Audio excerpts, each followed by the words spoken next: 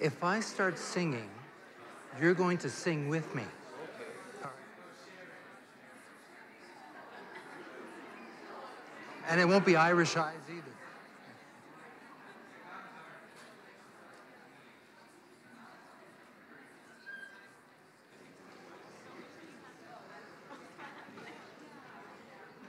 All right. Good afternoon, everyone. Let's get this show on the road. First of all, was lunch okay? All right. Again, vegetarian, minimum footprint, and this is all in the spirit of why we're here. A couple of things. There's for those of you who might be interested in doing this between now and the end of the day, we're going to have a break at 3 o'clock. There's a photo booth there. If you wanted to have your picture taken with one of the SDG signs, you can take the one of your choice. There are a number of people who've been there throughout lunch taking pictures and making sure that what they're doing here is immortalized and so on and so forth. They can share with their friends, put on social media, and so on and so forth. So a quick review of the agenda for this afternoon. What we're going to be doing now is hearing from SDG Spotlights. There's a number of two really great stories and things to share with us. We're going to get into the SDGs around the world, a scan of successes and challenges, and we've got some outstanding panelists who are going to be able to share that with us. And then at 3 o'clock, the schedule says an SDG Energizer. We did it this morning. We took a group picture. So it'll be a short break, and we'll resume at 3:20, where we're going to have a presentation on sustainable cities. And it's going to really give us a really clear view of what Edmonton's doing and the type of activities and issues that they're dealing with. And of course, the challenges around that as well. Then at 4 o'clock, we've got a Generation SDG Blueprint launch, which is the result of an outstanding process that involved a number of people. And it's going to give you some insights on connections, issues to address, challenges and how they can be overcome, connections, collaboration, innovation, all of that in that package. And there's a terrific amount of work that was done, plus a huge body of ideas that will be useful for all of you who want to move forward on the implementation of SDGs. And then right after that, somebody did mention wine and other beverages at the end of the day, and those of you who want to partake in that, and there's other, of course, beverages for those who want to have them at the end of the day. And we'll have you out and gone by 5 at the very latest. So without further ado, I am very pleased to invite Kaylin Betteridge from the City of Edmonton to share with us her version of the SDG Spotlights. Good hand of applause and hand of welcome.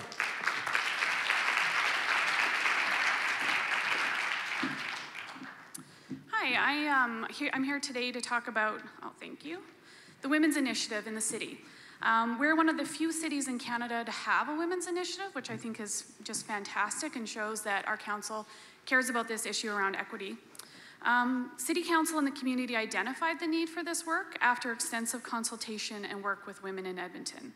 The Women's Initiative and WAVE was formed following this. There are 2 streams to the Women's Initiative. We have an external group called WAVE, or the Women's Advocacy Voice of Edmonton, and an internal group called Women at the City. So these 2 streams provide a gender lens. They make recommendations to City Council about women's gender-based issues and opportunities in relation to Council's current policies, priorities, and decisions. They also promote leadership development to empower Edmonton women to fully participate in civic life. We also do research and provide information and resources about women's gender-based issues and opportunities in Edmonton. So this is our current WAVE committee, and our council champions, the one that help us move the work forward, are Mayor Iveson and Councillor Bev Esslinger, who's in that photo. WAVE is made up of passionate Edmontonians who volunteer for the committee. They're from diverse backgrounds, communities, and experiences. And last year they put in over 600 hours of volunteer work for this initiative. So this is our current city council in Edmonton. As you can see, there's a bit of a lack of diversity. There are currently only 2 women on council, and so we have the same amount of women as we have councillors named Michael. In the most recent election, though, 50% more women ran for office, so we're hoping and working to see that number increase. The best way we found to recruit diversity is for people to be able to see diversity. A good example is Finland. They had a woman as prime minister for over 10 years, and children started to believe that you had to be a woman because they had to be prime minister because they'd never seen any other genders as prime minister. So this is some of the work that we've completed. Some other work we've recently done is the WAVE group completed a 3-year strategic plan. We've also developed the Edmonton Quality of Life Scorecard, which I'll touch on. We've done policy work, intersectional and gender lens training, and the Women's Symposium and International Women's Day. We're currently focusing on reaching out to diverse groups of women that are smaller so that we can develop more one-on-one relationships with communities we maybe haven't been connected with. In 2017, we released the Women's Quality of Life Scorecard to look at kind of how we're doing in relation to other municipalities and also to measure our own progress. So we compare men and women in Canadian and Edmonton stats. So we noticed that in health and education, women are highly educated in Edmonton and have great health outcomes and good life expectancy. However, women are underrepresented in leadership positions, and we have high rates of sexual and intimate partner violence. So we're working on improving those as well. We use Census Canada statistics, and we update every 2 years as we get new numbers. So we'll be releasing the new scorecard in January of this year, so info about that will be coming shortly. One of the things we've learned is important is to develop spaces where we can teach and educate around what feminism is and why we have a women's initiative. Social media can be a really unfriendly place to be a feminist and to discuss feminism. So we've worked hard to develop an online presence that has a positive and educational tone. We've developed videos to help explain key concepts and discuss what the Women's Initiative is and why we have it.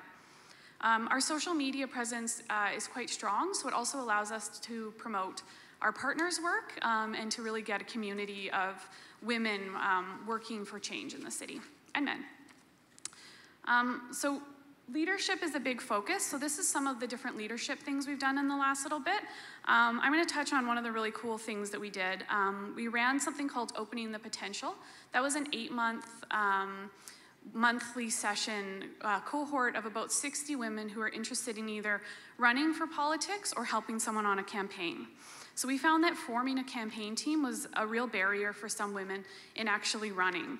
So we wanted to develop capacity for women to both run campaigns and also help run campaigns.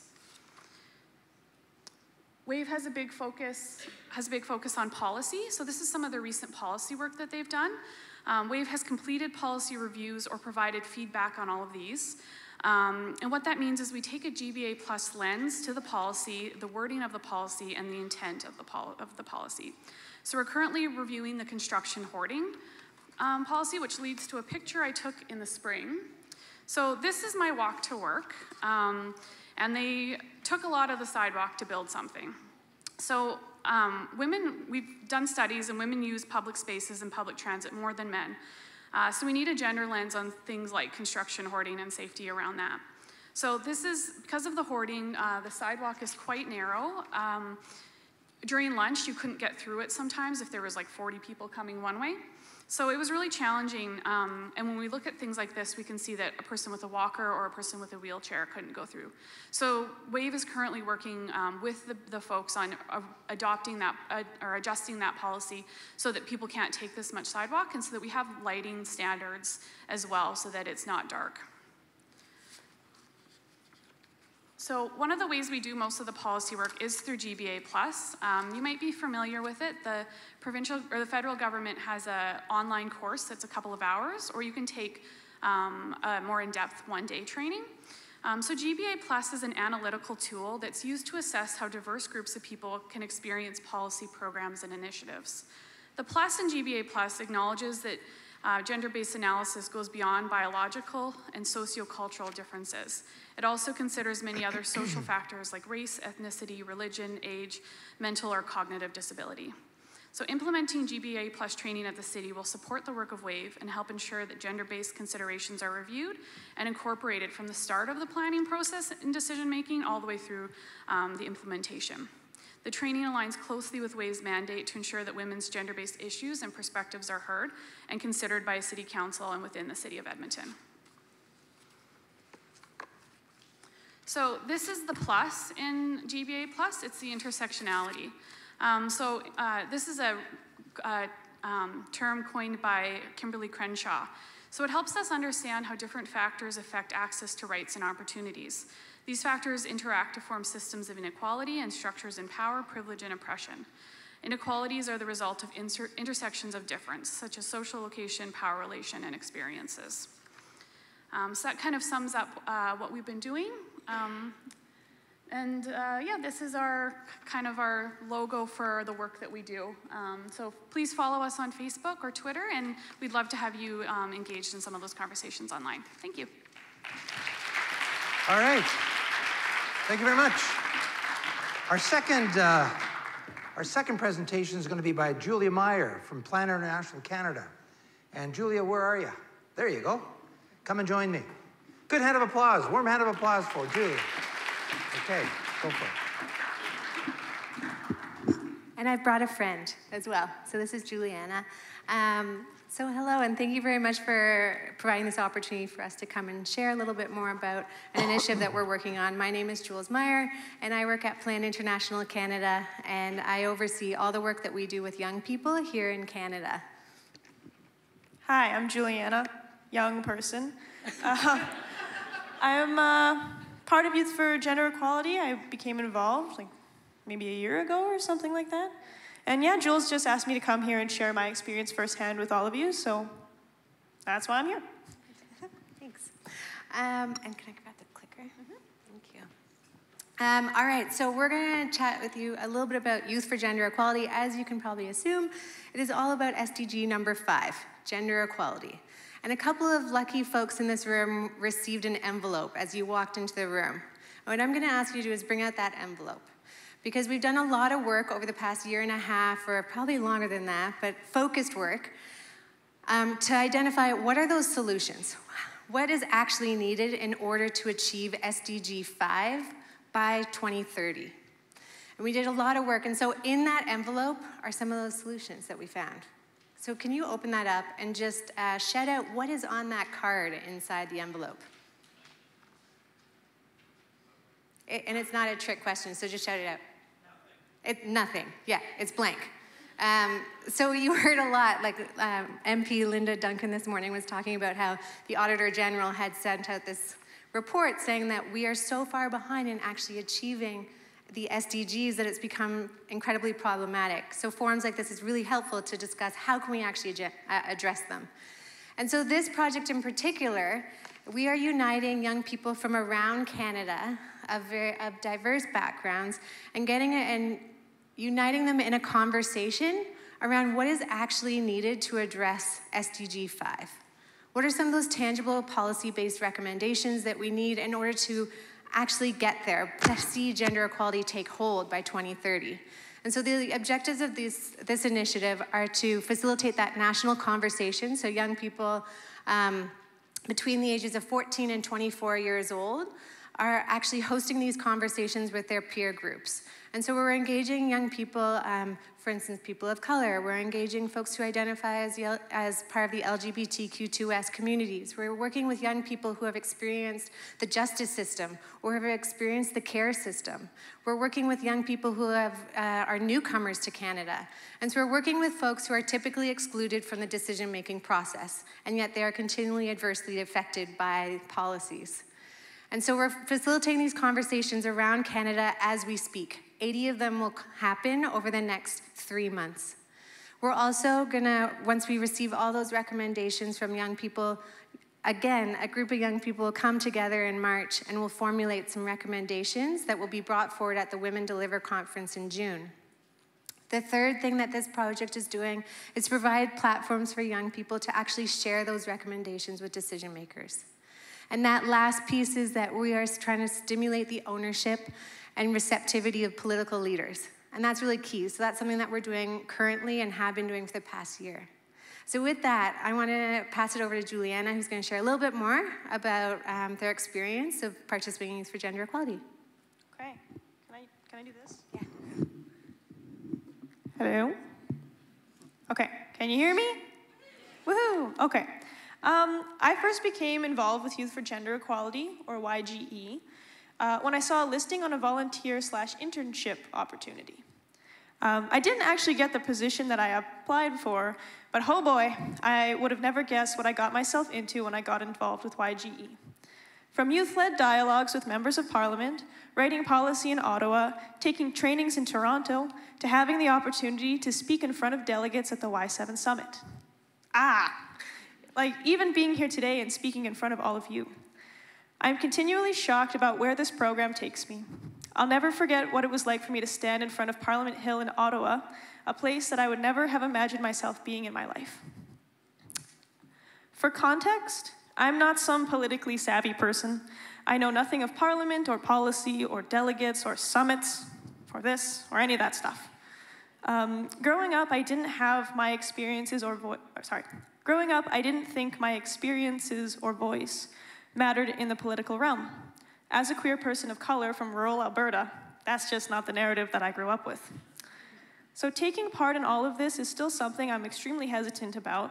It takes continual reminders that what I have to say matters in these dialogues. And to me, that's the most important part of what Youth for Gender Equality does. It reminds me that I have a place here. I believe that the true solutions to these issues lie with the voices who are not present in these conversations, the ones who are underrepresented if they are represented at all. We have to keep asking ourselves, who is missing from the table? Who is still not being heard? And if we figure those out, what is keeping those individuals from being here? What barriers exist that prevent their perspectives and lived experiences from being shared?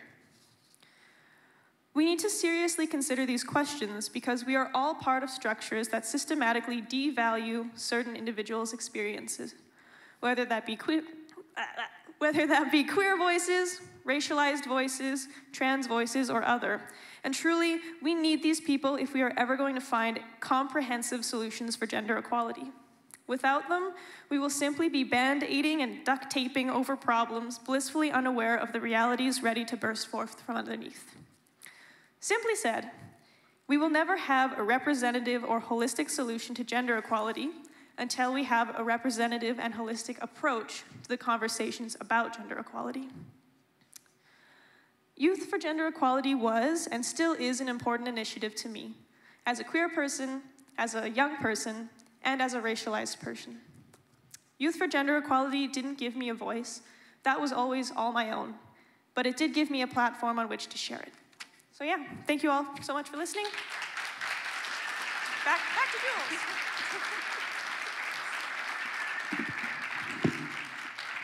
Amazing, thank you. So I want to share two last things with you. This is impossible without partnerships. We've been talking a lot about those partnerships. Part of my role is providing that access for young people to actually have their voice heard. Like Juliana mentioned, they've always had a voice, and whether or not that platform was there to share it, that's something that people in this room can help with. So we work with all these partners around Canada, and that's why we're very grateful for the partnership with the Alberta Council for Global Cooperation for inviting us to be here. They're part of this initiative. And we also are very grateful for the funding that we received from the TD Bank to help make this possible. So here's the last thing. If this sounds of interest to you, if you believe that young people truly do have that power to help shape and actually create what is needed in order to address SDG 5, put your phone in the air. if you believe young people have that ability to create that positive change. Awesome. Here's my next challenge for you. If you believe that you can help create that platform and provide access for young people that you work with in your community to feed into this, then I'm going to challenge you to take that phone and to email me, because I have my autoresponder on. And if you email me right now, then you'll receive the link on how you can learn more about the initiative, Youth for Gender Equality. And then I can also follow up with you and provide more information so that you can get involved. So that question that keeps on popping up today is, what is that one thing that I can do right now to try and achieve one of these goals, is emailing. So I highly encourage you to take that leap of faith and send me an email. And I promise you, you will not land on an email list, because I just don't have the capacity to do that. But I will respond to you individually and help get you started if you're interested. So thank you very much for your time, and thank you for joining me. All right. Thank you very, very much. Okay. The next segment of our program this afternoon is going to really be focusing on SDGs around the world, a scan of successes and challenges. So this is really stepping out of Canada and looking out there to see what's going on, what are the types of issues that the world is facing, and what are the lessons in this for all of us. Let me invite our panel to come up and join me up here on these couches, and I'm going to bring the couches closer together. There we go. And I'll ask you to grab a mic, and if you can just sit over there. Okay, let me introduce our panel. We have on your right, on my left, Farouk Ullah, who's the Executive Director of the Center for Development Results. Farouk is the Executive Director of CDR, and that's an organization that supports companies that deliver development programs to improve impact, value for money, and accountability in their work. And you may want to say more as we're getting into this conversation. Megan Watkinson, you're with Global Affairs Canada, and you're the Director of International Assistance Policy Coordination. Megan started as Director in International Assistance Policy Coordination in September, a few months ago. Her team leads on the implementation of Canada's feminist international assistance policy and coordinating Canada's international assistance to advance the 2030 agenda. Please give them, oh, 1 second. Oh man. And we have Babatowi-Miwa Adesida, who's the private sector and philanthropy engagement consultant for the Sustainable Development Goals Fund, the SDG Fund, which is a United Nations mechanism based in New York that brings together UN agencies, national governments, academia, civil society, and business to achieve SDGs. His primary role is to engage the private sector to establish sustainable partnerships with the UN through the SDG Fund in numerous countries around the world, and we're looking to hear a lot more about that from you. A good warm hand of applause for our panel. Let me start with you, Farouk. You have some words to share with us on what's going on. Yes, do I need a mic, actually? And we'll give you a mic, and the clicker is coming.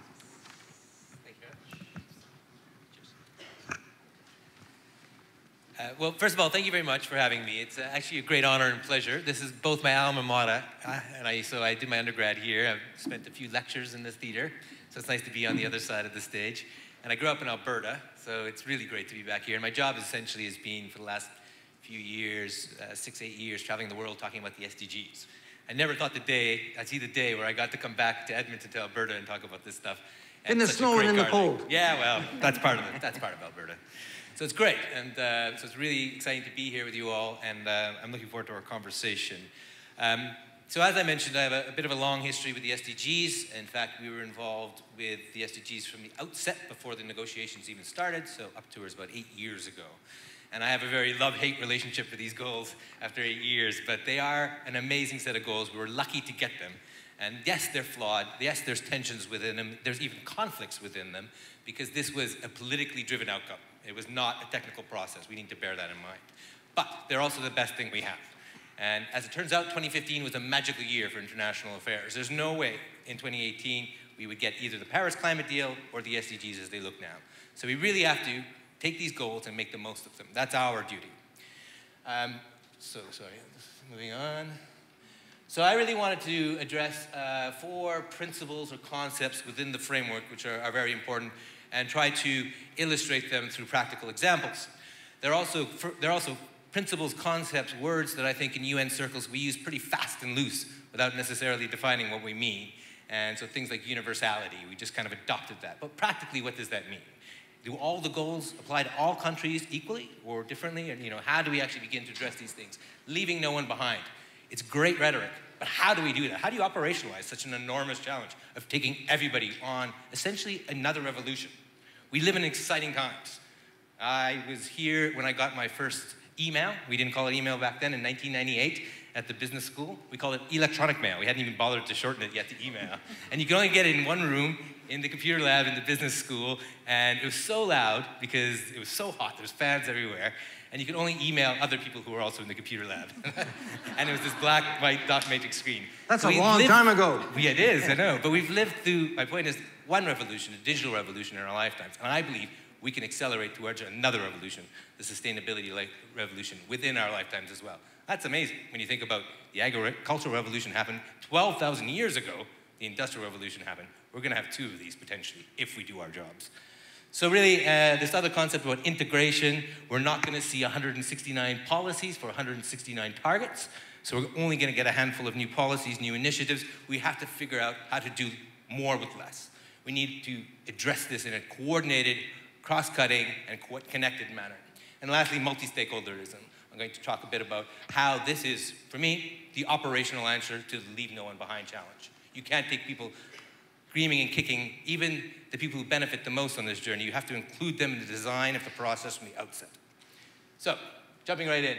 It's important, of course, to talk, first of all, about the differences between the MDGs and the SDGs. This might be, we've kind of covered it before, but I think it's very, very important to reiterate. The SDGs themselves represent a huge political success. In fact, Rio Plus 20, the conference that began the SDGs, was held because at the time the president of South Africa, who had held the previous conference, had said sustainable development is dead as a concept. So we held Rio Plus 20 to reinvigorate the political commitment to sustainable development, out of which we, of course, got the SDGs. So in that sense, politically, in terms of the political, rhetorical commitment, the SDGs, Rio Plus 20, have been a roaring success. And we really need to get away to push them forward. But what it really signifies philosophically was a shift from the MDG era, which was driven by Washington consensus, growth at all costs type of economic policies, to the shift being the answer to the poverty problem being economic growth at all costs, to the poverty problem being sustainable development. That was enormous. We really got to understand that. And of course, that came along with a greater focus on the drivers of poverty, not just the symptoms of poverty, including, of course, environmental degradation, inequalities, as we've talked a lot about this morning, and crucial to me as a governance expert is the poor or lack of governance that underpins these things. How we make the decisions, how we hold people to account, and how we include everybody as delivery agents of sustainable development. And so really, what's important to realize, of course, is that unlike the MDGs, as we've already noted, the SDGs are global in nature and universal in application, which means they apply to everybody. How they apply, however, is something we still need to figure out. And universality is a drum that cannot be beaten often enough or more loudly enough for me. It matters, it's huge. Because it's a pact. It's a pact between all people on the planet, between developing countries and developed countries. If we are asking developing countries, for example, to find new pathways for development, to leapfrog, as we call it, doing leapfrog development, to get to our sort of levels of quality of life without doing it the way we did, i.e. through rampant fossil fuel consumption and natural resource exploitation, then we have a duty to also change our behaviors and our lifestyles. If we're asking them to do something the hard way, when we took the easy way, we also have a commitment, therefore, to change our lives, our lifestyles. And that's why, for example, Goal 12, sustainable consumption and production, is the salient challenge for developed countries. So a lot of our work is kind of pointed to that. We don't have time to get into reasons why. But ultimately, of course, we have to take this forward as a group, but also understand domestically what our own challenges is and our own lifestyles. And that's a challenge. We have, 12 years left now to do it? We have to completely change the lifestyles of the developed countries. It's an enormous challenge. So really, moving on, I want to give a few national examples about where this work's done. This was a international peer review that Germany sets up. So we were commissioned by the Federal Chancellery of Germany to review Germany's national sustainable development strategy and write a report on how to expedite the implementation of the national strategy, but also to incorporate the SDGs into that. And it was a fascinating thing. It's a fine example, a best practice example of encouraging accountability in an otherwise non-legally binding agenda, which I encourage Canada to think about doing something similar as we go into a new strategy. But what really struck me, of course, then that is us with Madame Merkel. We got to say Guten Tag, and that was about it. It was still a nice little day out. I should mention also Julie Gelfand, the High Commissioner of Environment and Sustainable Development of Canada, was also on this group, but she unfortunately couldn't be at the presentation. And it was really exciting. What struck me from this is the lack of incentives and enforcement. So Germany has probably some of the best governance and decision-making apparatus for sustainable development in the world, but they're still not achieving the outcomes. And so we really have to look at these things. So for example, they have a national strategy they have for 20 years, but they hadn't cascaded it down to departments and ministries within the government. So there's one overarching plan, but no ownership. So the incentive structures were all wrong. There was no enforcement because they didn't have formalized parliamentary scrutiny in place for sustainable development. So these kind of things in the report, obviously we've talked a lot about communications as being the big implementation challenge, which I couldn't agree with more. They didn't have a budget in the press office for sustainable development or communicating sustainable development. So even in Germany, there's a lot of things that need to be done here. Along with some other things in the UK, one of my other hats, or the more salient hat, aside from the CDR that I'm here, I'm the co-founder and co-chair of something called the UK Stakeholders for Sustainable Development. So in the process, in the run-up to the SDGs, we were very conscious that in the UK, there was no platform, there was no initiative for stakeholders around the domestic implementation of the SDGs in the UK. There's a very strong program for international actors doing it elsewhere, but nothing for the domestic challenge. And again, that was huge for us. I mean, that's why universality matters. You've got to take these things seriously. If you're signing up to universality, but there's no mechanism domestically to deliver it, you can't be serious about it. So we set it up at WWF UK. It's been a roaring success, at least from the stakeholder side. We have now over 100 full-blown partners in about 2 or 3 years, including big private sector, Mars and Kingfisher and PwC, et cetera. And we have written this report called Measuring Up, which in lieu of government action, I don't want to say too many bad words about the UK government, even though it's kind of my job some days, we took it on ourselves as a stakeholder community to do what we believe is the most comprehensive stakeholder-driven assessment of the SDGs anywhere in the world. And it's definitely the most comprehensive state of sustainable development assessment in the UK ever. And it's relevant because there's a lot of comparisons both to Germany and Canada, where I think that Canada can really learn from others, and they're good comparators in terms of being developed countries, UK and Germany. Finland is another good comparator for Canada, I would say, given the natural resource sort of based economy. So this is what performance looks like in the UK. You'll see that there's quite a few good greens, there's a few red lights, the bads, and there's a lot of ambers. And that's not surprising. You know, a lot of things, there's decent progress, but we're not on track, and I'll come into that in a second. But another crucial thing is we managed to get it down to a 3% data gap. Ourselves and University of Newcastle, we did some work, and at one point, about a year before this, it was at 21%. And so in this process, we managed to really drive down the data gap. That was huge. And to our surprise, another example for Canada is that we actually managed to use almost all of the global indicators, except for 2 exceptions. So our rule of thumb there was strive for alignment, i.e. with the global indicators, but ensure relevance, i.e. national relevance for this body. And that's very important because I think there's a risk now of proliferation of indicators. Even in Germany, you have the global indicators, they have national indicators, and then they have local indicators, and they're having urban indicators. That's a lot of indicators for one set of targets. So you have to be really careful. Anyway, this is what performance looks like broken down. And I won't go into any details, we don't have the time. I think the really important point here is the amber lights. In many of these cases, it's about coverage, where there's policies in place, but they don't cover everybody. It's not universal. There's this gap, whether it's 5% or 1%. And that's the challenge for developed countries. We have to go the extra mile, finish the job. That's the notoriously hard 5 to 1% to get. For example, in Canada, one of the big challenges is around water and sanitation for the First Nations groups. And it's going to cost a lot of money to get that in place. But we can't be serious about universality or leave no one behind until we finish the job. And all of those amber lights are green lights. And that's not about policy, it's about the coverage of the policy. So that's really a huge challenge when we talk about these things in the developed country context. So I think I'll stop there. I've Sounds given a good. few examples, but I'll leave you with two things. Of course, multi-stakeholderism is the operational answer to the leave no one behind challenge principle, but partnerships, multi-stakeholder partnerships, are the operational answer to the integration challenge. We have to design these things together. We talked about this morning, about how do you bring these cubes along. You get them involved in the beginning. If multi-stakeholderism as a concept, if done right, creates a level playing field where you can get a small shareholder farmer or an indigenous group sitting beside a huge multinational, and they have the same voice, the same voting power, the same ability to influence across the board. So governance matters, and that's the way we will achieve this no one leave behind commitment. All right. Thank you very much, Farouk. Babatunga, Thank you. we want to hear your perspective. You're wearing the UN lens, and with that particular perspective, what's been going on as far as you're concerned, and how do you see things? Okay, so my perspective is a bit different. Yeah? And I'm going to focus on Africa, because I'm African, and there's a big issue there, because I see that the developed nations are doing very good, but then if the developed nations achieve the SDGs, and developing nations, like in Africa and some parts of Asia, don't achieve the SDGs, then the goals wouldn't be met, because it's about leaving no one behind, including the whole world. So it's still quite early days to really measure how much progress has been made in the SDGs, but all fingers point at the fact that we're making some good progress. But then, so the SDGs, which was set by the UN and approved by all governments of the world, have really changed the way things are done around the world right now. And it's provided a lot of opportunities in the social, environmental, and economic landscapes.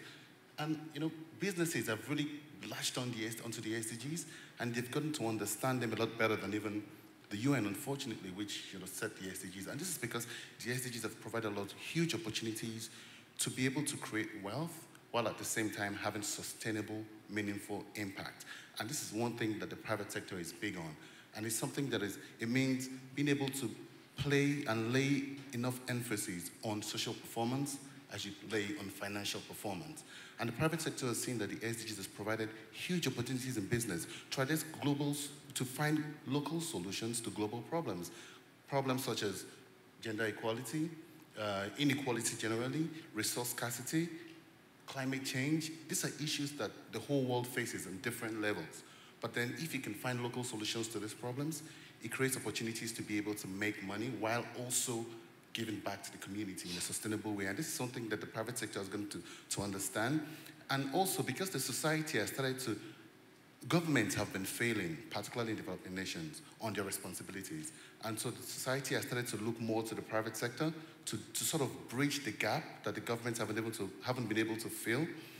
And the stakeholders, private sector stakeholders, from the consumers to the shareholders to even staff, are demanding a lot more from private sector organizations, and they're pushing private sector organizations to report social performance the exact same way that financial performance is reported.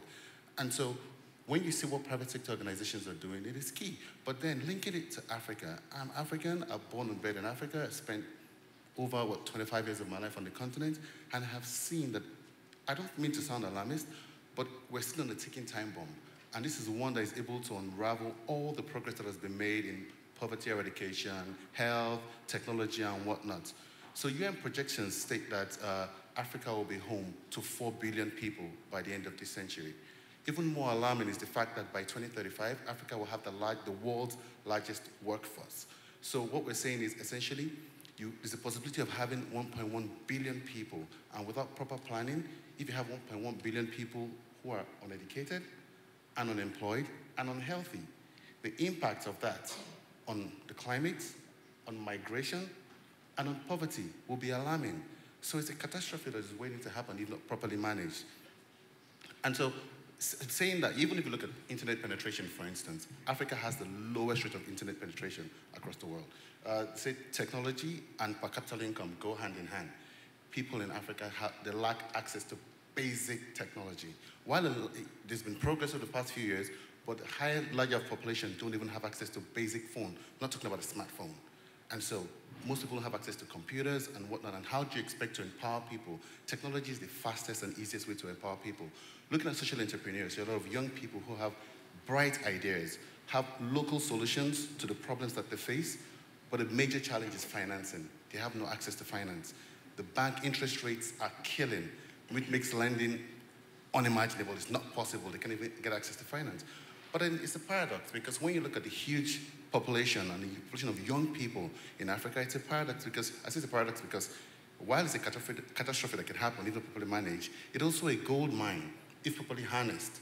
And so the private sector has realized the importance of young people. And so some of the low-cost, high-impact ways in which the private sector across Africa is generally empowering and promoting young entrepreneurs is one of the innovative ways that is required to be able to address the SDGs and to achieve the SDGs. We need to start to think of new ways of doing things. We don't need best practice, we need new practice. We need innovative, strategic thinking if we want to be able to accelerate and, as Farouk said, leapfrog to achieve the SDGs. And we need to, I believe strongly that we need to adopt these ways into education, primary, secondary education, vocational skills, female empowerment, and whatnot. It is a shame that in 2018, if you go to certain parts of the continent, women they're still treated like, they're not treated like human beings. And you're like, this is unimaginable. I have a wife, I have a sister, I have a mother, and I know how important, and I say these things. And when I'm talking to people, and I say, look, I'm a man, and I love the fact that I'm a man, but I think, and this is a personal opinion, I think women are a lot more intelligent than men. Because you give a woman a little money, and you see how she's able to turn it into something else. A man has a house, but a woman turns it to a home. I know what my house looked like before I got married. The moment my wife got into the house, you know, when she's away from the house, helpless. And this is just little examples. You know, when you work with women in the office, they just bring order and law into things. Men are just, oh, let's do this. But then when women come and when a woman steps into the picture, you see how she turns things around. But it's a shame that some people still look at women and think, oh, you shouldn't have a voice at the table. But things are starting to change. So in my opinion, we need to be able to achieve the SDGs, not just in gender inequality, but in access to finance and access to better healthcare and whatnot. We need to start to think of innovative ways to ensure it's achieved. We need to take risks and ensure that we can, so for sustainable development to be achieved across Africa, across Asia, across the world in general, we need to start to pay attention to these things, strategic thinking, and move beyond lip service to be able to achieve the goals. Okay. Thank you for your view on Africa and what's going on there. Megan Watkinson, you're with Global Affairs Canada, just joined the group you're in now recently. What's your perspective in terms of what you see out there? Sure. Sorry, I don't want to get this too close. Yes. No, as you said, I've only been in the position just over a month, so I feel like a little bit of a newbie to this situation, but I have been working on the SDGs in other forums. I was leading our development of our inclusive governance policy for our international assistance, so really focused on SDG 16, working with Farouk a little bit on that. Our session was talking about challenges and successes, and I know that in the lead up, sort of the negotiations towards the 2030 agenda, SDG 16 was such a challenge. There were countries, Canada was one of the leading countries with the US, trying to ensure that we had SDG 16 in the goals, and it was a success that we got that, but ever since it's been a continued challenge to ensure it's relevant, that it can be measured, that it can be demonstrated, and that we continue with that. But overall, really, I think that we have such an opportunity with the 2030 Agenda and the SDGs to work together across governments, all levels of government, academics, civil society, Indigenous peoples, youth, private sector, and the universality. Farouk talked about universality and the universality of the goals and the interconnectedness of them is unique. And as was discussed this morning, it allows us to break down those silos and really to work across sectors and to work across stakeholders together.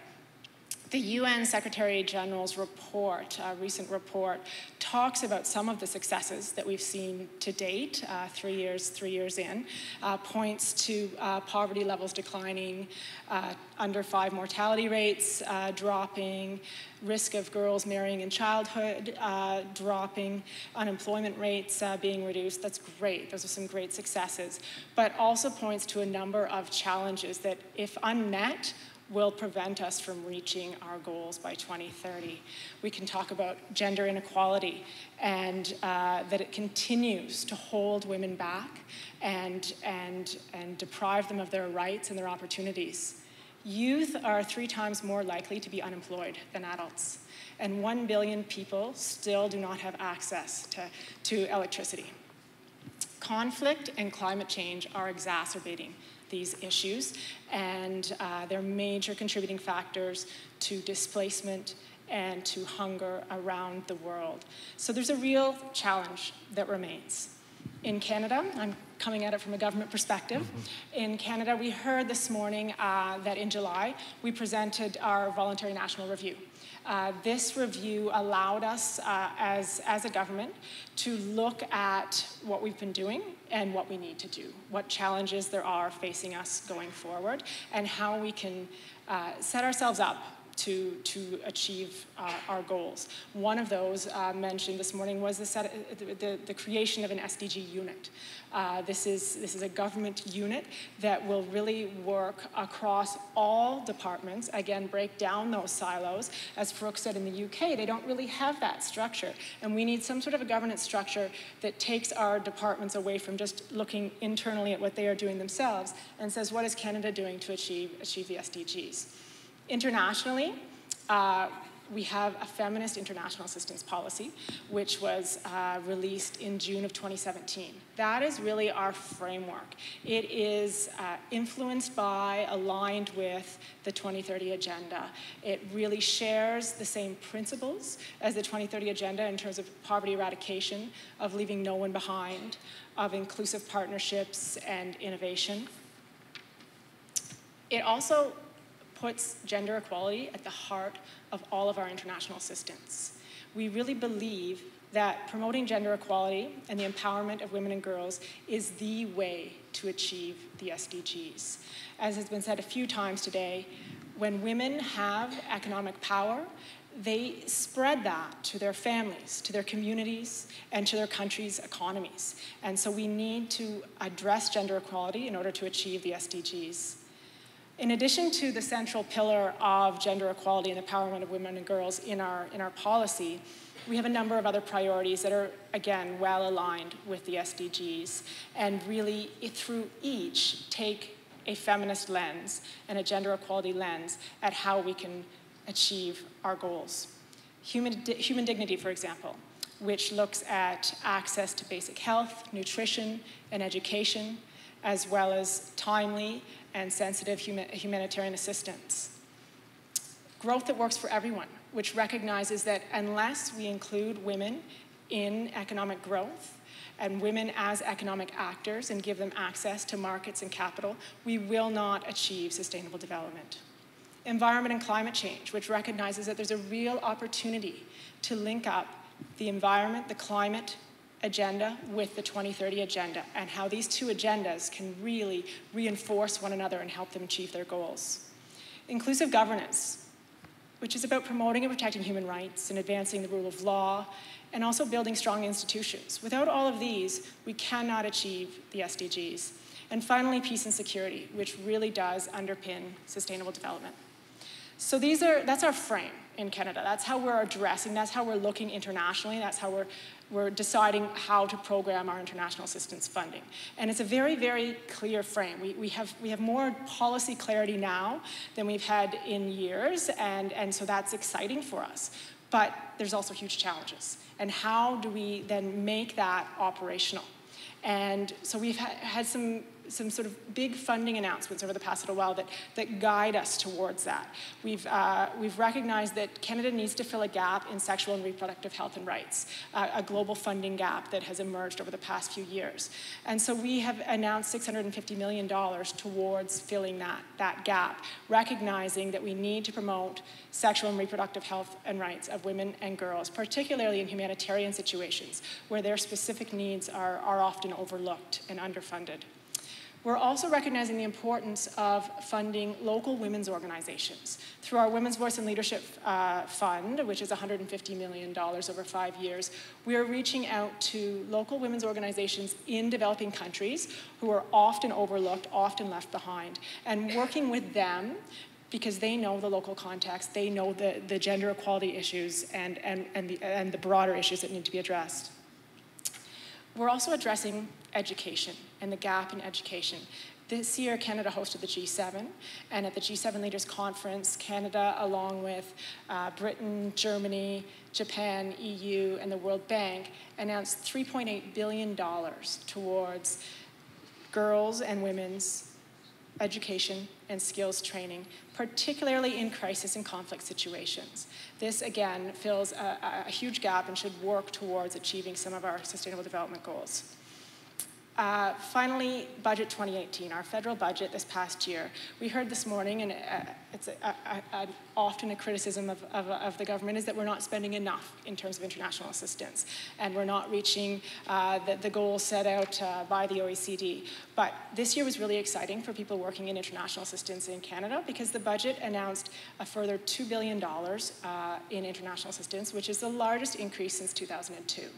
It, in addition to that, announced $1.5 billion in innovative development international assistance. We're going to be using sovereign loans. We'll be looking at innovative financing, which is really something new and very much aligned with the Addis Ababa Action Agenda, which recognized that ODA alone is not going to allow us to achieve the SDGs. We need to look at other forms of financing. We need to be working with the private sector, with philanthropists and others to draw out that money. So lots of challenges exist, but what's really exciting for us working on international assistance in Canada is that we have a clear frame and our way forward for the next few years, and there's a real excitement about how we can help contribute to the SDGs. Okay, thank you very much. Do we have anything on Slido? Okay, we've got questions on Slido that we'll have a look at. There is a microphone on this side of the room for those of you who would like to use it in Edmonton. And as we're migrating towards Slido to see what questions are out there. All right. Okay. Well, I think you're on the hook. Yeah. First question, which we're going to direct to you, is can you talk about the business incentives returns for global private companies to invest in sustainable development in Africa? Any views? Yes, Go for it. I have a view. So what I think is that there are a lot of Africans, young Africans, with innovative solutions to the problems that exist in the continent. What you have more often than not is institutional investors going to invest in Africa with their own views, and they have the kind of businesses they want to support and their expectations. But more often than not, these things don't address the local solutions that exist. So what the private sector, what the institutional investors need to do is identify homegrown talent, homegrown entrepreneurs who have the skills but don't have access to finances. And it's not charity, because we all realize that charity can sustain, it can achieve the SDGs. These things should be, what's it called again? The popular interest rates. It should be like market-based returns. But so for instance, we have a lot of people who are developing houses for people who can't really afford big houses, small houses with locally made materials that are economically friendly and are also environmentally sustainable. So people should invest in such businesses that are targeted for local people, but they still have market rate interest and returns.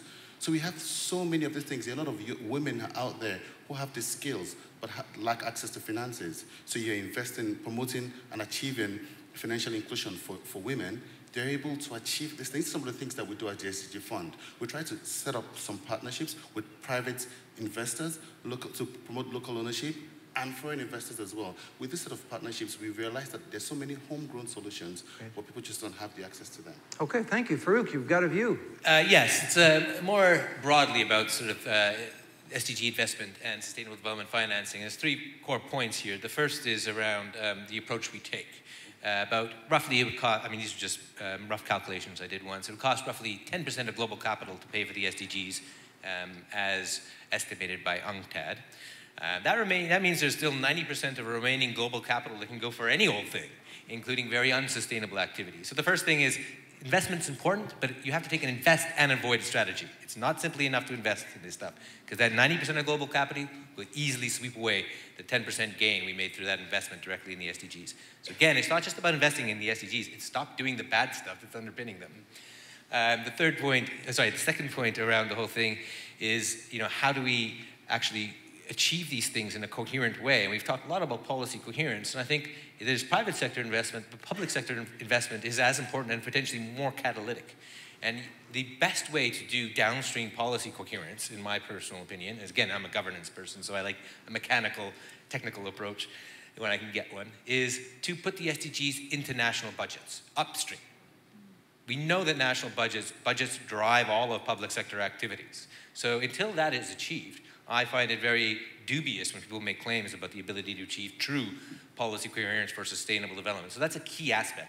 France and Finland are looking at this stuff, but nobody's anywhere near the level of sophistication to make it worthwhile yet. I had a third point, but I can't remember it, so I'll just stop talking now. Thank you. Anything to add, Megan? Just building on Farouk's point, yes, this is new. It is something that we're learning. Certainly Canada, as I say, we've announced this funding, but we're at the very, very early stages. And I think there's so much that we need to look at what's happened out there, ensure that, as you say, local context is so important in any of our international assistance, but we can't forget that when we're working in the private sector. We need to be following their lead, but also ensuring that they understand the context in which they're working. Sorry, that was my third point. It's about changing the norms in the industry. I mean, we have to reform the financial system to incentivize sustainable development. We shouldn't have separate funds for this thing. Everything we should be doing should be geared towards sustainable development. So, as important as it is, the SDGs fund has done amazing work. Again, these things are very catalytic. But over time, this has to become normative. That's how we just make investment decisions. And so trying to sort of carve these things off into separate investment funds and having totally separate approaches is not the right way. And there are 6 tests we can go through some other time. But join us for the higher impact financing session tomorrow, where I'll be moderating. We'll talk about this a lot more. Sounds good. Thank you for the announcement. All right. We'll go back to Slido in a moment. We've got a person who's got from Edmonton who's at the microphone. Go, sir. Thank you, Colin Grant from FigBite Software. I'm following up on the excellent point about men making a total mess of things and women coming and clearing them up. Given that Einstein said that the type of thinking that got us into this mess won't get us out of it, and given that men are driving the agenda in the world and driving us to the edge of extinction, is it time for women to step up or men to step aside? And if we don't, for women to make us step aside, because we only have 12 years until 2030. What was your point? I think Farouk is passing the mic on this one. Many thoughts on the subject. So I think it's time for women to step up. And we're increasingly seeing that day by day, that women are a lot more aware of their roles and their responsibilities. Women are getting a lot more confident. And some men, not all men, are starting to see that they need to start to move aside for women to come up. And with more women coming up and facing the challenges and shouting about their voices that need to be heard, men have no choice but to move aside and create equal opportunities for women. And you see certain countries, and I like to use Africa as an example because we're the most backward continent, yeah? And I'm saying that with all due respect because I'm an African as well. But I realized just Ethiopia has announced the first female president of the country. Then 50% of the cabinet is female as well. Those are the sort of things that we need to do. And when countries in Africa do that, others will start to follow suit. And in organizations as well, you find out that you look at boards of organizations and you have a 10-man board and there are 9 men and 1 woman. How does that make sense? And when you look at the staff strength, you could have a multinational organization that has 10,000 staff and 2,000 are women and 8,000 are men. How does that make sense? And we all have wives, we all have daughters, and we want them to work in those places. How do you promote gender equality when you're not empowering other women as well? So I think the narrative is starting to change gradually. There's a lot more that needs to be done. Conversations like this need to continue going on, and women need to be empowered. And particularly young girls from a young age, you need to start to let them know that, look, you're not different from a boy. You have the same skills, if not better skills, than boys have. It's from that age that you form the narratives and the mindset so they grow up knowing that they shouldn't be pushed aside by any man in whatever way. All right. Did you want to add something? Well, only to... I was going to go to Megan as well. Extrapolate a bit into a higher thing. I think it's an excellent point. I mean, I would say I disagree with sort of disenfranchising any segment of society. We need all hands on deck, and it's a bit like the private sector thing. Yes, men in the private sector are a huge part of the problem. We all know that. But then logically speaking, they're also, therefore, part of the solution.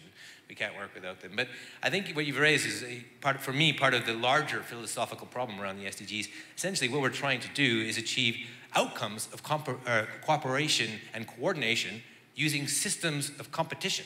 Our entire socioeconomic structures, in fact, as a species, we've evolved through competition. And we don't have time to overhaul or reform the underpinning processes and services and everything else, the systems that we use to make decisions and drive our lives. So instead, we have to find ways to get competition to work for us and achieve these outcomes of cooperation. That's a very hard philosophical challenge. I mean, that's Nobel Prize winning stuff. And I think that, therefore, multi-stakeholderism and governance mechanisms are the only way to achieve this. So. Megan, that's the center of what you're trying to do in your group. What are your views? Absolutely. I mean, I agree with Farouk. We can't cut out half the population. We need to bring the women up into these roles. But absolutely, I mean, a feminist approach for us is about empowering women and girls, but also looking at the intersectionalities of women.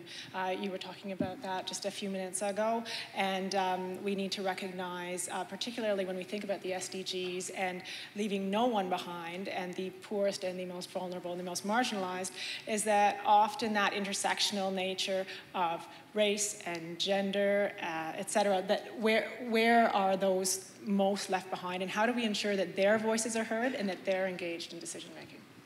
All right, one of the questions coming up in Slido is around the notion of the role of educational institutions, how they could support SDGs while working with global affairs. Let's start with you, Megan. I know it's putting you on the hot seat, but how do you connect global affairs with educational institutions to engage them so that we can leverage their potential, their energy in support of SDGs? It's something that we were talking about earlier today. It's not my group. It's another part of the department. But it's so important in these discussions as we think about it that the SDGs are built into our education system in Canada, and that from a young age, children are aware. When we heard this morning that only 11% of Canadians know what the SDGs are, I imagine most of those Canadians, that 11% are under 30, but still, we really need to build that into our education system. So I don't have exact ways that you can work together, but I can certainly, if you want to come and see me afterwards, put you in touch with my colleagues in the partnership branch who work specifically on this area and link you up.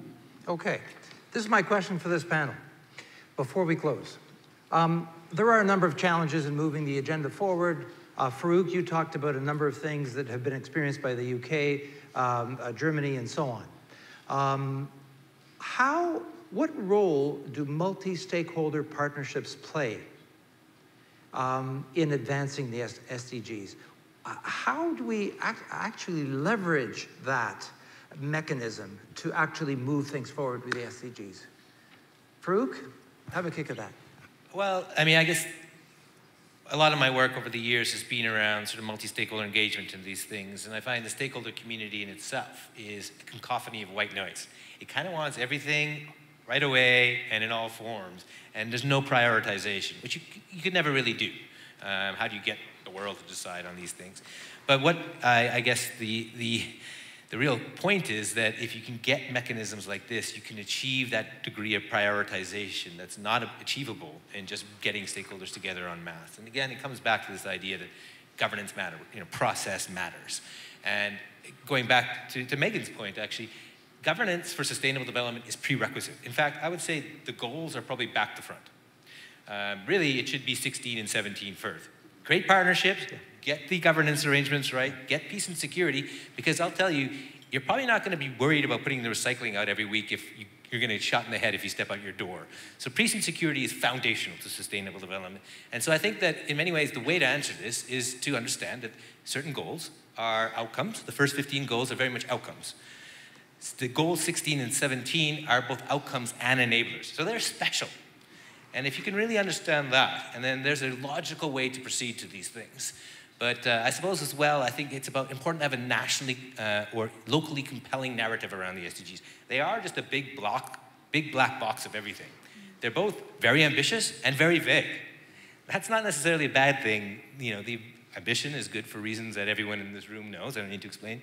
But the vagueness isn't bad either. Because if they were too prescriptive when we designed them at the UN, they wouldn't have landed. Everyone would have probably ignored them or found it difficult. But that requires a high degree of national, local level translation and analysis. And the beauty is, as someone said this morning, they are a lingua franca. I mean, you can just go elsewhere and say, target 12.4, and people know you're talking about chemicals. That's amazing. So I think that, sorry, I didn't really answer your question, but I think that understanding the connections between the goals and the type of goals they are, because they're not all the same type of goal, that's the means by which you can achieve some of these quite difficult outcomes. All right. And to add briefly to that, I think also about putting policies and institutions in place to help drive the achievement of the SDGs. Because if you have institutions in place and policies in place, it helps people to identify the bottlenecks that demystify the SDGs and make it difficult for people to achieve. When you have these things in place, you can then create platforms that forge and encourage partnerships. And one thing, because my job involves engaging private sector organizations, and what we say to them is that you have a huge role to play. While you're doing your regular business, you can be competitors with other organizations, but then when we're looking at the social issues, we all face the same social issues. So if we have issues with the environment and climate, we're all gonna suffer the same consequences. So you should be able to collaborate to identify solutions to your problems, and then the government also has a role to play. So it's about ensuring that the government put these things in place for the private sector companies on their own to work together, and then for the private sector companies and the government and the UN to also see themselves as working together, partners in progress. The moment we can all see ourselves that we have the same issues, the same challenges, and that we all need to work together, and everyone identifies that the role that they have to play, then I think we're in the right track to achieving the SDGs. All right, thank you. Megan, you want to add on the partnerships? Sure, just in terms of multi-stakeholder partnerships, it was so exciting working on the development of this agenda because it was such a different process than the MDGs, which was really a bureaucratic process driven by the UN. This was a multi-stakeholder process that involved anyone who wanted to be engaged. And so that's what set the agenda, and we need to continue that. And so that's what an event like this is. We've got multi-stakeholders here, and we need to continue that throughout Canada. I really think that the new SDG unit and the national strategy that will be created will really take that multi-stakeholder perspective and ensure that across Canada, all of the views from the various groups who want to be engaged are heard. Okay, last question, drawn from the Slido. Farouk, you talked about the example in Germany of having a really nice trickle-down approach to planning from the national to the local. How do you actually ensure that you can go from global to local in a meaningful way? What are the types of steps that those who are interested in engineering this can actually take? What are some of the principles or guidelines that they should keep in mind to actually move from up there to what we're living with on a day-to-day basis? Sure. So I think it's quite culturally, domestically relevant. In Germany, they've taken a very top-down technocratic approach, as the German way. It's not very surprising. And it's worked very well because culturally that works. But it's still, they need to finish the job. For example, they have a national strategy, but they didn't cascade commitments within it to national ministries. So there was lack of ownership and that accountability, sort of thing. Whereas in Finland, they went for a very different approach. They went for a completely bottom-up approach, where they actually asked, what is Finland's society's commitment to sustainable development based on the SDGs? And then they crafted a national strategy around that bottom-up societal commitment that was designed by the people of Finland. So I guess there's no single way. I would say actually the true best way is combining a bottom-down approach with a very strong bottom-up approach. And I think nobody's done that very well. I think Canada probably has the potential to try to do that. And I would encourage in the strategy process to adopt that top-down, bottom-up combined approach. I think that's the key way forward. But I think the key is, again, going back to this, it comes up time and time again, it came up in Germany, elsewhere, the need for a nationally compelling narrative around these SDGs. So Colombia, for example, they tied it to the peace-building process. They were going through the disarming of the two rebel groups, the FARC and the other group I can never remember the name of, and they claimed to have a 90+% awareness, public awareness rate of the SDGs, because they showed that the SDGs are the answer to the peace-building process, and peace-building is the means by which the SDGs will get achieved. And because it was during that process of disarmament, it really cut through consciousness. So what is that for Canada? Is it about eradicating inequalities? Is it about fairness? I don't know, and I shouldn't say specifically, but trying to find something, trying to find that spearhead that can kind of penetrate the public consciousness. You can then have this Beer's shaft be all the other goals behind it. And so you have to think about this in terms of trying to align it, trying to weave a story around the SDGs. How do you make it relevant to Canadians on the street? They're vague international goals which are not legally binding. So how do we tell a story that's actually going to matter? Thank you. Babatunde, your view. Yeah, so I just have to echo what Farouk has said. It's about developing a strategy that works for different countries. Most countries in Africa are starting to adopt the bottom-up approach because you understand that it's about leaving no one behind. And there's no point having the high-level discussions and meeting if the average man on the street doesn't even understand what the SDGs are. You know, and that's what happened with the MDGs. And if you're not careful, it will happen with the SDGs. And so it's about ensuring that the people who matter most understand what you're trying to do and their views are captured. So I believe a lot of engagements like this at the global and at the local level, as long as you're aligned with the overall goals. So we know what the goals are, we know what we're trying to achieve, but then how do the different countries, how do the different continents, how do the different cities within the different countries achieve the goal? So as I said earlier, developing local solutions to the global problems that exist. All right, thank you. Megan, as your wrap-up observations? Yeah, just the top-down, bottom-up approach is a good example because you really do. We see so many groups working on this issue and wanting to advance. But if you don't have that overarching someone drawing it all together, you might not have the same achievement. So I think that having that top-down of whether it be the SDG unit, whether it be our national strategy, whatever it is, really drawing all of that in and being able to let Canadians know about everything that's happening already and then tell that compelling narrative. Well, I want to thank you, panel, because I think you brought a number of things to light here. One is there's a bunch of stuff happening out there. And we've talked about Germany, UK, what's going on in Africa, the programmatic challenges and opportunities that you've described, Megan. But I think it points to a number of key lessons for Canada as well. The importance of governance, the importance of clear results that you're expecting, the importance of being able to translate those large objectives into real community results that are going to make a real, visible, palpable difference. And for having brought that and ideas on how Canada can do it better, stronger, and with more impact, we want to thank you. Please join me in thanking our panel. Thank you very much.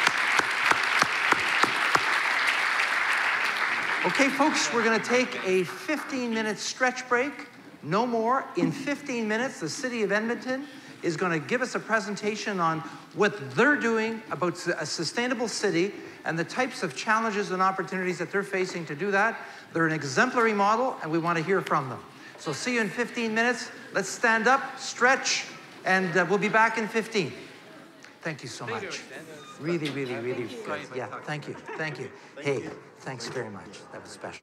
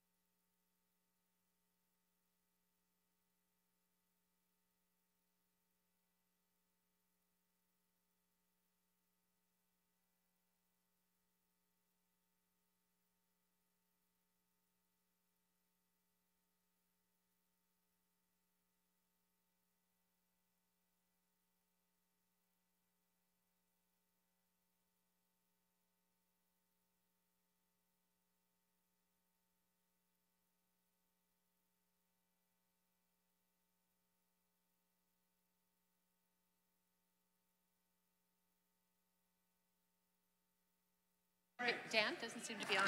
Don't worry about it. Don't worry about it. Maybe it is. They'll. All right, let me get this going. And away we go. Ladies and gentlemen, we're going to start the second to last session of the day. And if we're mindful of what we heard in the last panel, of what's happening in various countries around the world, and the lessons that we can learn from that, we know that at the end of the day, it really is about communities engaging and cities in particular.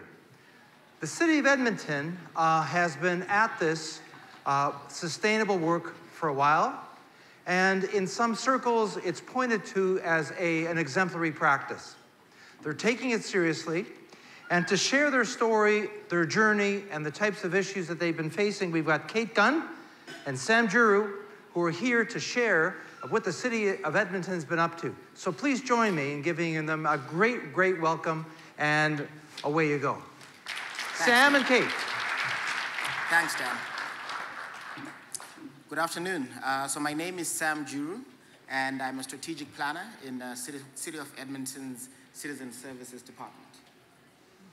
Thanks, Sam. My name is Kate, and I work with the City of Edmonton with community initiatives. And we're here today to share with you, in particular, one project, unlike no other project that we've ever had the chance to work on, that involves social innovation and looking at urban wellness. You can see the picture of the team up on the slide behind me. Sam and I are just two members of this core team that worked with Edmontonians this past year in a very exciting way. Mm-hmm. So before we start, I have to say that I found this morning's panels just really driving me towards a space of nostalgia. So my background is in international development. I worked with the former CEDA and had some amazing postings in sub-Saharan Africa, countries like Botswana and Swaziland, working on dynamic issues around gender empowerment, HIV and AIDS, and poverty alleviation. And I realized, just as we begin to talk about this, how this has influenced a lot of the work and a lot of the thinking that I have as a planner of the City of Edmonton. So I just wanted to recognize, my nostalgia just thinking about this work.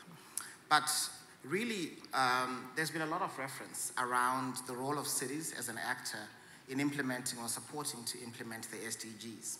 Specifically, Goal 11 of the Sustainable Development Goals highlights the importance of making cities and human settlements inclusive, safe, and resilient. The city of Edmonton recognizes that at this sub-state, sub-national level, cities do have a critical role in facilitating policies, practices, and investments that support the implementation of all the SDGs.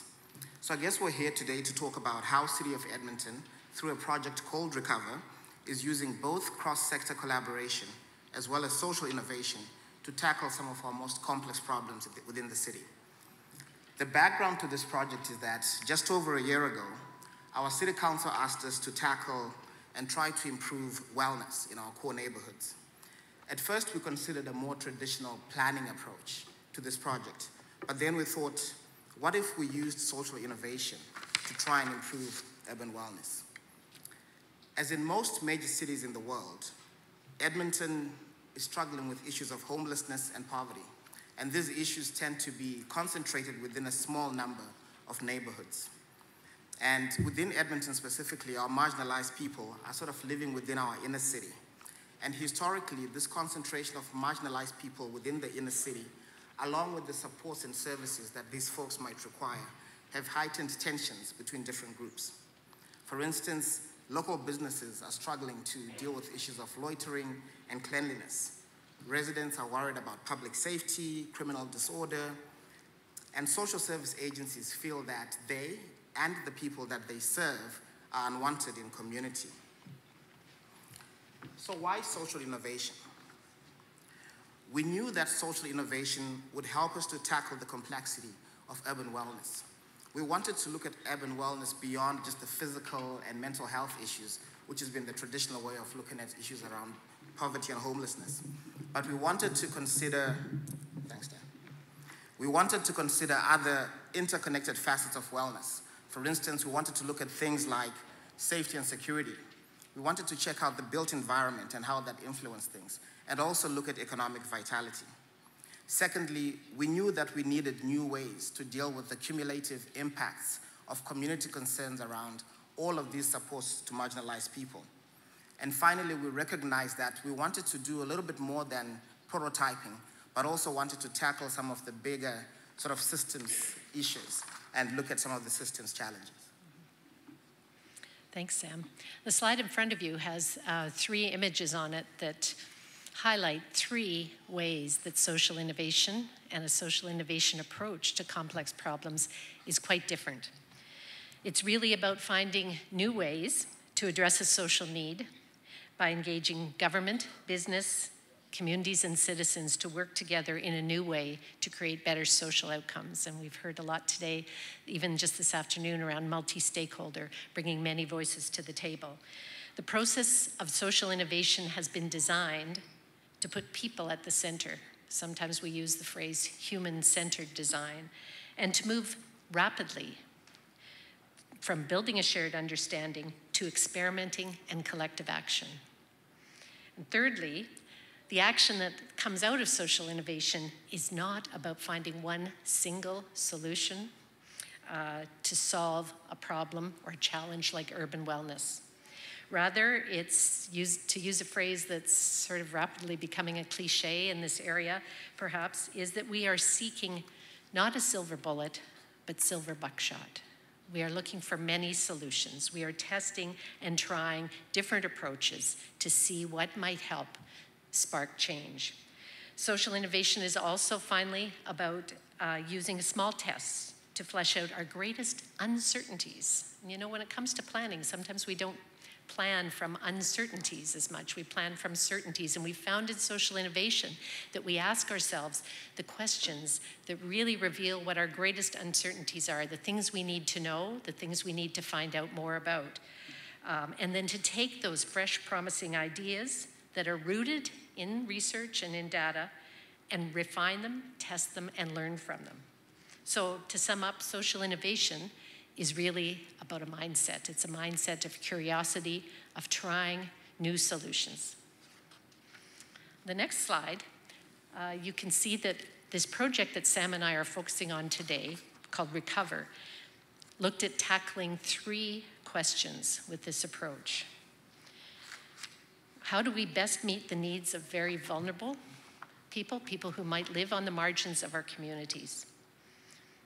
Number 2, how do we support thriving communities?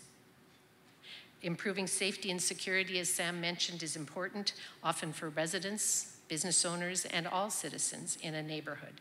Business owners sometimes feel challenged to run successful businesses when it's difficult to attract customers to the neighborhood that they might be located in. And number 3, another question that has been on our plate as well is how does government manage these cumulative effects and impacts and plan wellness services infrastructure throughout the city? So while these are all 3 separate issues, they are very interconnected, they're overlapping, and they all impact wellness of the community. So in essence, we'd like now to tell you a bit about what we learned in this first year of Recover. Sam? The first thing that we learned is that you need to build a framework for social innovation to work. So for our Recover team, this meant creating the space for this thing to happen. It meant that we had to keep people at the center. And a really important factor in this approach, especially for governments and for cities, is that success also required a change in mindset from our leadership. One of the things about social innovation is that it requires risk, and risking in public is not something that politicians like to do or often do. So one of the things that we were opportune with, I think, is to have a current sitting mayor and council that has a pretty high social agenda, and we're willing to give our team a bit of latitude to be able to risk and prototype and try out things that would succeed, some things that would fail, and also learn. So this was also a critical factor. However, we knew that if Recover was going to make a difference, we as a core team also needed to shift how we're currently working within the city. Using social innovation, our team embraced that things like designing, testing, learning, adjusting, and risking were the new ways of planning that would proceed with this project. Good, thanks. Second area of learning that we had is that it's really important to ground your work in data. For us, that meant a lot. And over the year, we realized just what data encompasses, that it isn't only quantitative data, but it is most importantly qualitative as well. One of the greatest learnings, in fact, for our team on Recover, including our committees that we worked with here in the core communities of Edmonton, the citizens, people with lived experience, our city leaders, was that ethnography and ethnographic research is one of the best methods for generating really new and deep insights into what seem like really familiar challenges and spaces. In fact, I think to us, this ethnographic research has emerged as one of the key hallmarks of social innovation.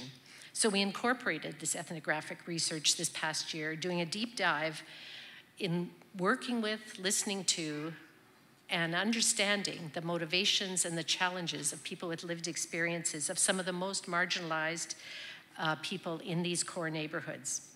In simple terms, the people that we worked with who were ethnographic researchers really refer to this work that they do as a very rich and deeper kind of storytelling that's about spending time with people on the margins to listen, to engage, and to focus on their hopes and their imagined realities. It involves going to the edges, as they explained it, of the bell curve to understand the extremes in order to spark new and different solutions and new thinking to test. And it was from this deep ethnographic research, also called thick data as in the field, that our prototypes emerged. On the next slide, you can see the thick data. Our ethnographic research that took place last December and January, in the winter months here in Edmonton, yielded 19 profiles of Edmontonians, 4 of which were with frontline service providers. The others were with individuals, some of whom you'll see up here, Albert, Crazy, and Jen. Their stories told us clearly a few really important things. One is that a sense of active agency is vital, and that we need to start when we seek solutions as a municipality, as a community, as an organization, to start with people and their needs and their aspirations, the outcomes that matter to them. Things like sense of family, purpose and meaning, autonomy, and the ability to choose. Outcomes that they see as essential to thrive in a community. You can see Albert, Crazy, and Jen here. Jen on your right, just to give you a bit of a sense, is a woman who has lived in the inner city of Edmonton for quite some time, has a strong sense of purpose and community. She is referred to as a street mom and a protector. And so you can see that the language of our ethnographic research is language that speaks to the aspirations, the dignity of the individuals that we're talking with and that we're trying to learn from in order to find new solutions. A couple of the lessons we learned here in ethnographic research is work backwards from the outcomes that are important to the people at the center. Design solutions that are not focused only on vulnerabilities and the need for shelter and food, but to some of the higher level aspirations as well, equally important. Look to assets, quiet heroes, what's called our positive deviants in the community, to point the way to new opportunities of change and solutions. And we also found that our agencies in this city who are working with people on the streets, living rough, are working very well together as clients move from one agency to another. And so those were some of our learnings from the ethnographic research that was very qualitative in nature. And on the next slide, Sam, we have something a little different. We also looked at urban wellness very broadly in Recover. In working with our committees of citizens and stakeholders and partners from different sectors, we landed on a broad approach to urban wellness that cuts across many sectors, many outcomes and issues.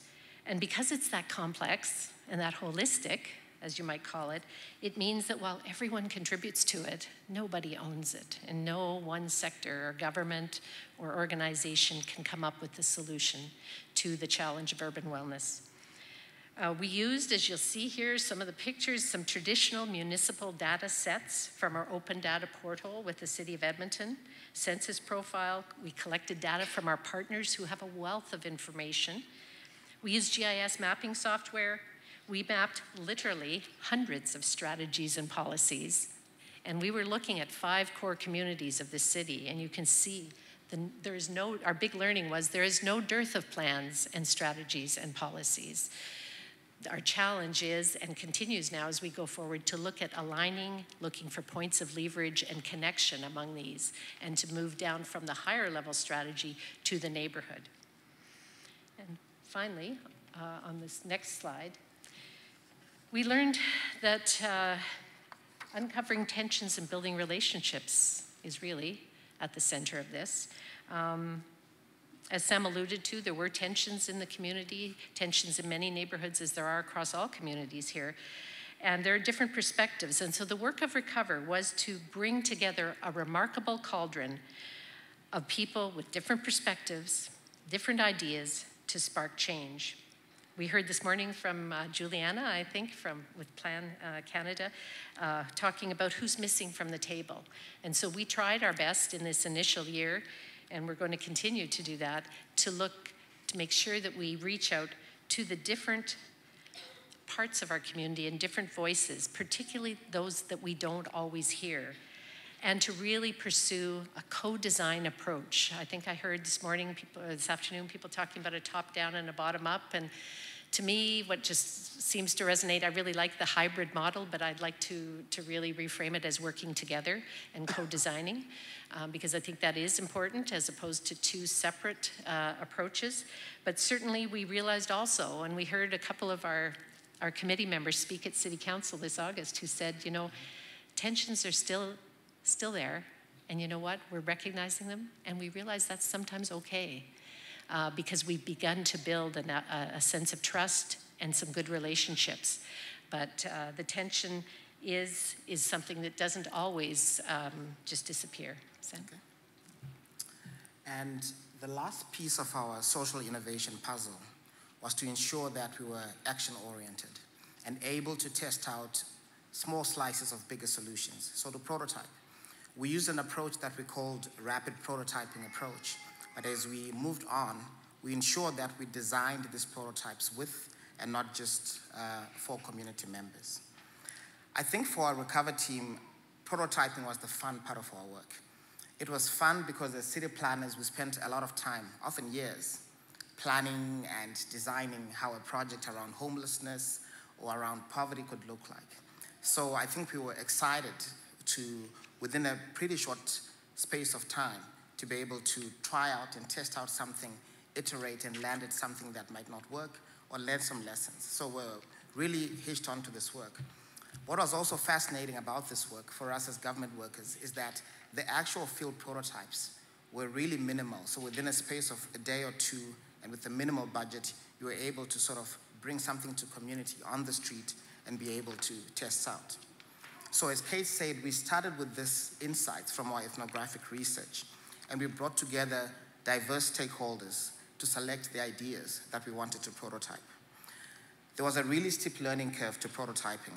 So not only were our timelines really short, but we went from concept to field testing about 13 different prototypes in a space of, I think, just over 6 weeks.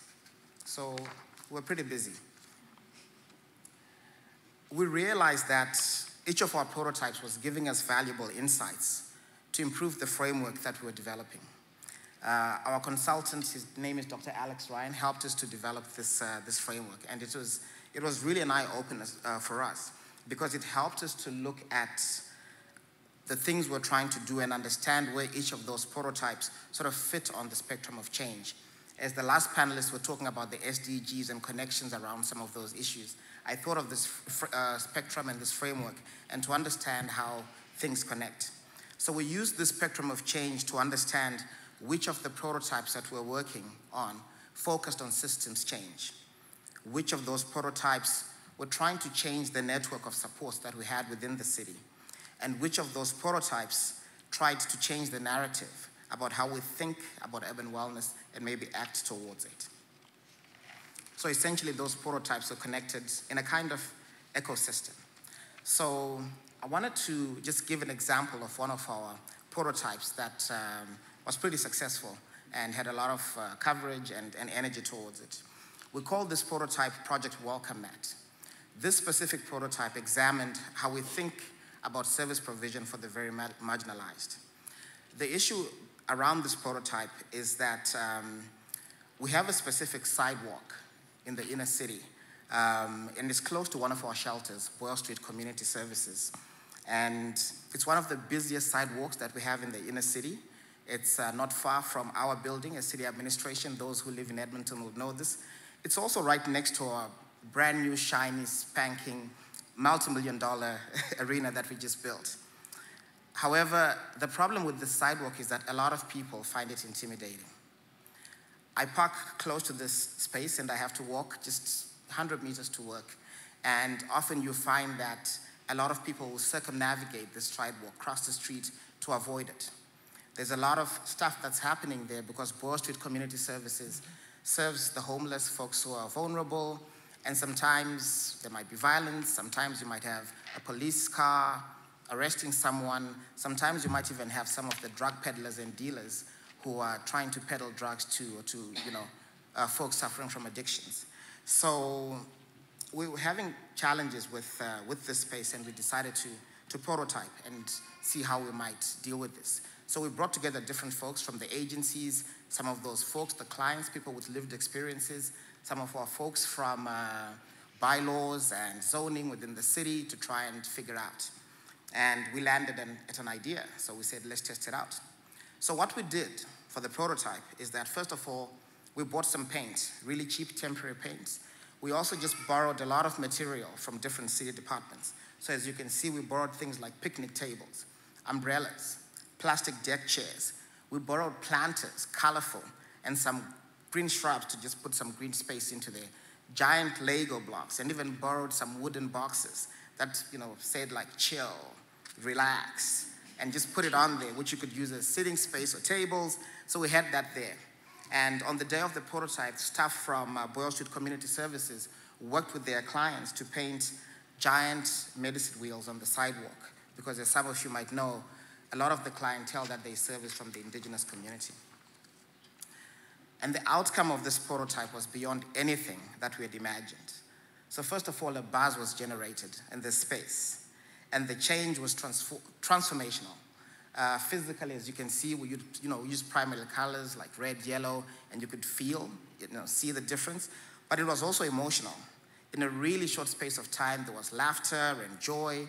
Children were dancing and playing on the sidewalk, and people were building things with Lego blocks.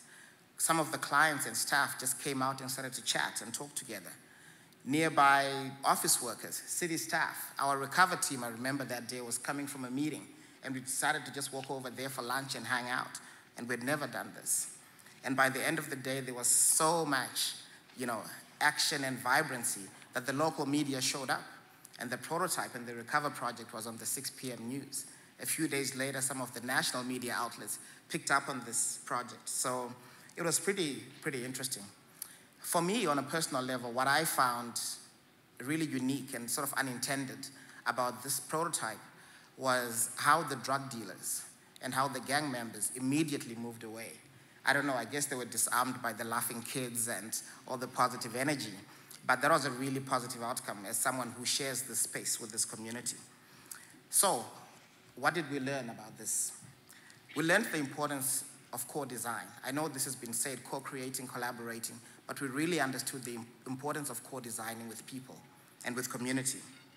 We also realized the importance of human dignity, especially in providing social service support. And also we learned about child-friendly spaces, and that, when you have children around, I don't know, it seems to shift people's behavior towards the positive. And one of the things that we're considering with our prototype is how do we scale up? This was a fairly cheap prototype to scale up, and I think with like $10,000 We've been able to fund this so that we have permanent fixtures. I think these will be coming on in spring, and how we make this space more desirable. In the meantime, while we're doing this, the other social service agencies, I think, got a bit jealous around what was happening. So they've started to look at their own side street around, shelters and around different social service agencies to kind of beautify and facade improvements to their sidewalks. However, Project Welcome Mat talks about a great example for prototyping social services. As I said before, we looked at the whole sort of framework around social service provision, and we're looking at different things. So these two prototypes that we also looked at, one of them was called the Wellness Council. And the Wellness Council was around experimenting with different models of participatory government. How do citizens make decisions within municipal government that's able to impact their issues and issues around their neighborhoods? The other prototype that we looked at around big systems issues is around universal basic income. And this is really around how municipal or maybe even federal governments resource public good. So some big questions. Both of these prototypes are still iterating, and as you know, we're still working on these to figure some of these issues out. Good, thanks, Sam. I'm getting the sign from Dan here that we're going to wrap up. So I'd just like to focus on a couple of last slides here. For me, the message really is about these couple of last slides is that citizens of any community really have the best ideas. They know their community, they are the experts in their community, and they know what's needed. And the next couple of slides really illustrate two people that we really met and got to know as part of Recover. This is Sammy Teki, who runs a mini-mart in the Macaulay area of the inner city, the core communities of Edmonton. And we got to know him through our ethnographic research as one of these silent heroes who runs this convenience store, has a policy to never turn anyone away who can't afford to pay for a cup of coffee, a loaf of bread, or milk, and who has now set up a special counter and section of his shop where he regularly hangs out with his customers, many of whom are living rough. And so from learning about Sammy and the research that we had, our question was, how can we grow the potential and the huge power of business and small business in our community for good to help address urban wellness? And the next slide, I'll just give you the image here of someone those of you from Edmonton may know, and that is Lindsay Moon, who runs a new cafe, a relatively new cafe down on 97th Street called The Nook. She's pictured here with her mother, co-owner, Marnie Suter, and I'm pretty sure this is the only photo they have of the two of them sitting on their patio because they're working 24/7 in this coffee shop. And her focus there, as you can see there, the mission that she has is to build community by creating a space of warmth and belonging and dignity. And she's created a space for all, whether they can afford a cup of coffee or not. Her suspended coffee program, where people can put in $3 to get a button that then somebody who comes in can't afford a cup of coffee can simply take a button and use that to pay for what they want to purchase, is something that has received a lot of attention. But frankly, it is people like Sammy and like Lindsay who've inspired us in Recover with their vision, their passion for this community, their vision to help, their sense that this is a community where everyone leads a life of dignity and needs to thrive, not just survive. Mm-hmm. So we hope this has given you a quick snapshot of Recover and how we've incorporated social innovation in our process. Kate, maybe I'll just ask you to wrap up. We're almost out of time. Yeah, I'd just like to say that we focused on Recover today and our work around urban wellness. Tomorrow you'll have a chance, if you're interested in what we've talked about and would like to dive deeper into it, especially around the partnerships that have emerged, because we haven't touched on that. There's going to be a session tomorrow with some of our colleagues that are here in the audience today, so look for that at noon tomorrow. The City of Edmonton, as Dan said, has been working for many years, like many cities across this country, to end poverty, to address gender equity. And tomorrow we also have a team and our leaders from End Poverty Edmonton who are going to be speaking about the work to end poverty. Certainly our mayor, Don Iveson, is a big champion of work that the cities can do as living labs for change and for policy change and for quality of life in the area of climate change. And so really encourage you to check out some of those sessions tomorrow that are being offered. But I think the SDGs do offer an amazing framework, as Farouk, I think, was saying earlier. They're what we have globally to work with. And much of the work of cities has spoken to the SDGs, not in so many words. We haven't used intentionally that term, but I think the scope of a municipal government, a local government, speaks very powerfully to the very broad sense of quality of life and well-being for all that the SDGs represent. So thank you. Thank you. All right, don't go away. Don't go away. Thank you so much. We're going to ask for another round of applause in a moment. But I think you're really pointing to something absolutely critical in this entire equation. When a city stops and says, how should we engage meaningfully? What conditions can a city do or put together to actually create a caring environment and then look for superstars like you did and find them and leverage their potential to make a city as good as it gets in terms of bringing out the humanity and creating the conditions that really brings the best out of everyone? For both being involved with a huge and good team to actually move in that direction, we want to express our deepest gratitude. And thank you, and unfortunately we won't be able to have questions. But thank you very much. Another good round of applause for Sam and Kate. Thank you very much. So at this point, it's my pleasure to introduce the Executive Director of the Waterloo Global Science Initiative, Julie Wright. Julie, make your way up here if you would. For those of you who don't know, WGSI is known now for being a non-profit catalyst for collective action on complex global issues that's currently focused on the Canadian implementation of SDGs. And this lady has been providing unbelievable leadership in being a real, true field catalyst that makes a huge difference when you actually are able to engage, involve, and inform a whole lot of people who are there to really achieve the same goals. So please extend a very warm hand of welcome to Julie Wright.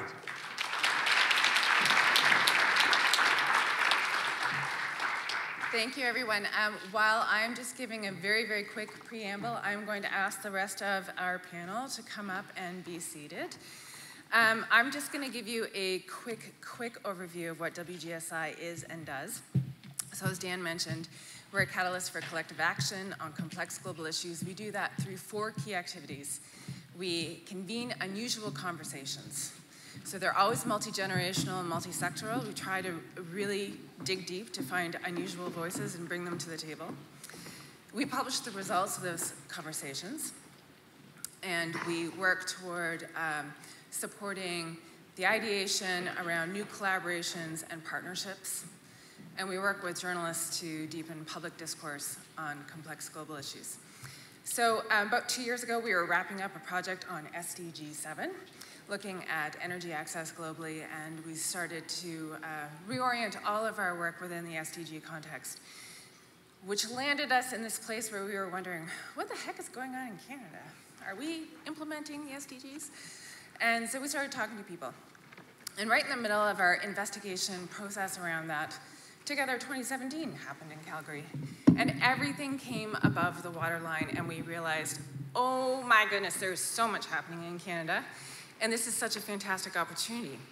On the heels of Together 2017, we convened a workshop in Waterloo, Ontario, to get some advice on where we could add value to this Canadian conversation. And what our workshop told us, through the various different voices that we brought to the table, was that we really needed to help people find a starting place from a community-led perspective.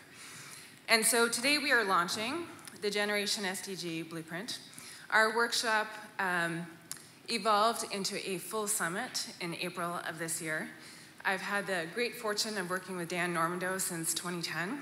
So I'm going to borrow one of his phrases, which is, what, so what, and what now? So without further ado, I'm going to introduce our moderator for this panel, Jeremy Reynolds. Jeremy is the lead author of this blueprint, the Generation SDG Blueprint. He's also the lead communicator for Smart Prosperity Institute, which is a coalition of respected Canadian leaders from business, think tanks, labor, Indigenous peoples, youth, and NGO communities. When we first started talking to him about this process, he was the editor-in-chief of Corporate Knights magazine, a quarterly public policy publication focused on the intersection of business and society. In 2013, he was named a Mining Country Fellow by the Institute for Journalism and Natural Resources. You are in very good hands with Jeremy. Jeremy's going to lead the discussion. And we have a number of participants from our summit process who are here, as well as some Alberta voices that we're glad to bring to this conversation.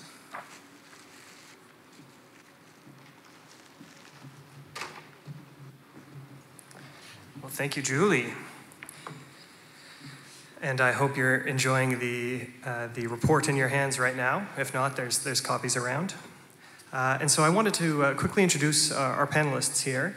On my left here is Margaret Biggs. She's the Matthews Fellow in Global Public Policy at the School of Policy Studies and the Department of Political Studies at Queen's University. She is also the chairperson at the IDRC, the International Development Research Center. And as president of CEDA from 2008 till 2013, Margaret oversaw Canada's international development and humanitarian assistance worldwide.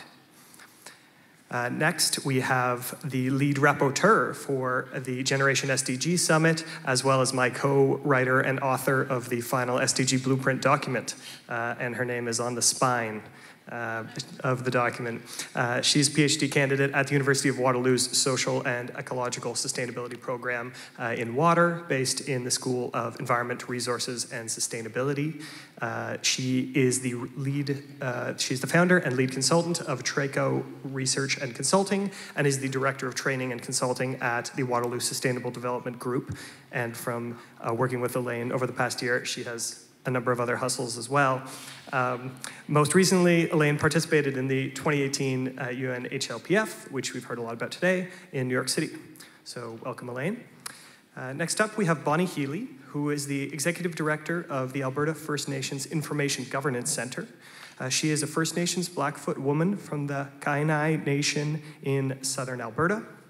Bonnie's experience and expertise in First Nations information systems gives her a clear understanding and strong passion for using data as a tool for igniting change, as well as promoting First Nations' right to self-determination, control, and jurisdiction in reliable research and accurate statistics. And finally, we have Ben Weinlich at the end. He's the founder of ThinkJar Collective, a co-founder of My Compass Planning, and is a senior leader stewarding social innovation research and development through the Skills Society Action Lab right here in Edmonton. For his work leading systems change in human service organizations over the past 15 years or so, he's received numerous awards, including the MacEwan University Distinguished Alumni Award and the Government of Alberta Community Disability Service Sector Leadership Award. And also, fun fact, I did some online sleuthing, and in 2010, he released an experimental electronic music album. And it's pretty good. So, welcome. So Julie gave a quick primer or primer, depending on which continent you are, on the document. But up here we have the 4 main sections. We eventually settled on this structure after the summit and the workshop and a number of consultations with stakeholders across the country. And so you'll see that our conversation today sort of roughly follows those parameters. And so first off, I had a question for you, Margaret. So we've heard a lot about the specifics of the SDGs and drilled down. So I'm going to go up high again. So back in 2014, 2015, the negotiations around the SDGs are taking place. But the world is a little different back then. A couple things have happened since then. So are the SDGs still relevant for Canada? It's a bit of a leading question, but. Thank you for the question, Jeremy. But it's an excellent question. I think for some of us, for a couple of years, we've been out trying to explain why the SDGs matter and why they matter for Canada. And then I think when we sit and see some of the disruptive forces in our world these days, I have actually had people say to me, well, that was nice in 2015, but like we've got bigger fish to fry now, and there's like, you know, that was kind of a nice project, but now we've got some really serious issues in the world to look at. So if I can, I just kind of like to tackle that first misconception, if I could, Jeremy, about why the SDGs matter and why they probably matter more now in 2018 and 2019 than they did even at the beginning, and then a little bit more on why they still matter to Canada. And one of the other misconceptions about the SDGs, I think, that we often hear is that they're nice and they're inspirational and aspirational, but how do you ever get your head around them? How do communities ever put them into practice? I mean, it's just, you know, it's too much to get our head around, so I thought I'd tack that on too. It's okay? So as we look at the political disruptions and the polarization that around the globe, and I think we're seeing the cost of leaving people and communities behind. And the cost of not achieving inclusive growth that benefits everyone and that doesn't leave anyone behind. The cost of not having shared goals, and the value, in fact, of having a neutral, nonpartisan, can I say, a universal agenda, something that's positive, that's optimistic, but also realistic about what it is that citizens really want for their societies and for their world. And it goes back to the origins of the SDG, and a couple of people have already talked about it today. In fact, one of the misconceptions with the SDGs is that they were somehow invented by the United Nations. They were not. And I think, as Megan said, the MDGs were pretty much a black box exercise and fairly bureaucratic, and they were terrific. But the SDGs came about through a very inclusive, the largest, most inclusive participatory process that the world has ever seen. And it was really about people coming forward and defining the society that they want, the communities they want, the society they want, and the world they want. And the gift of the SDGs is that they do bring us all together with a common language, a lingua franca, about how to actually work together and achieve those common goals. So my proposition would be that the SDGs are extremely, matter tremendously, but probably more so now, given the kinds of forces that we're seeing around the world in terms of this positive unifying frame and actually a practical way to tackle some of the issues that we're facing. And then we've heard a little bit over just today about, you know, the other misconception, I think maybe Heather said, someone said it right at the beginning of the day, that this is all nice, the SDGs for other people, but we've kind of got our act together here in Canada. You know, we've got lots of policies and we're doing lots of good things. So there's, you know, it's nice, and we'll go to the UN, but we don't really, and we'll check the boxes, but we don't really need to do a whole lot more. And I think, again, it's been proven that that would be another misconception, that even though we're a very rich country, we have a lot going for us, we actually are not on track to achieve the SDGs, and some similar work to what Farouk had done in the UK, that there's been some work done at the Brookings Institution that was referenced earlier as well, I think by Fraser, that Canada, we're doing well, but actually we're not on track if you look at the trajectories for the current SDGs. And we are at risk of not meeting those unless we change the trajectories, unless we bend the curve in many ways. And the only way we're going to do that is if we have societal breakthroughs, if we actually do things differently, because business as usual is not going to get us there. And that means we're going to have to work together differently, we're going to have to form coalitions differently. So it's not just about talking about the things we're currently doing and aligning them, and what a phrase I often use is SDG clip art, putting little logos on everything that we're already doing. It has to change what we're currently doing. They're very pretty logos. But they are pretty logos. But they're not, if we just clip them onto what we're already doing, we're not going to be changing the path that we're on, and we actually need to change our trajectories if we're going to achieve them in Canada.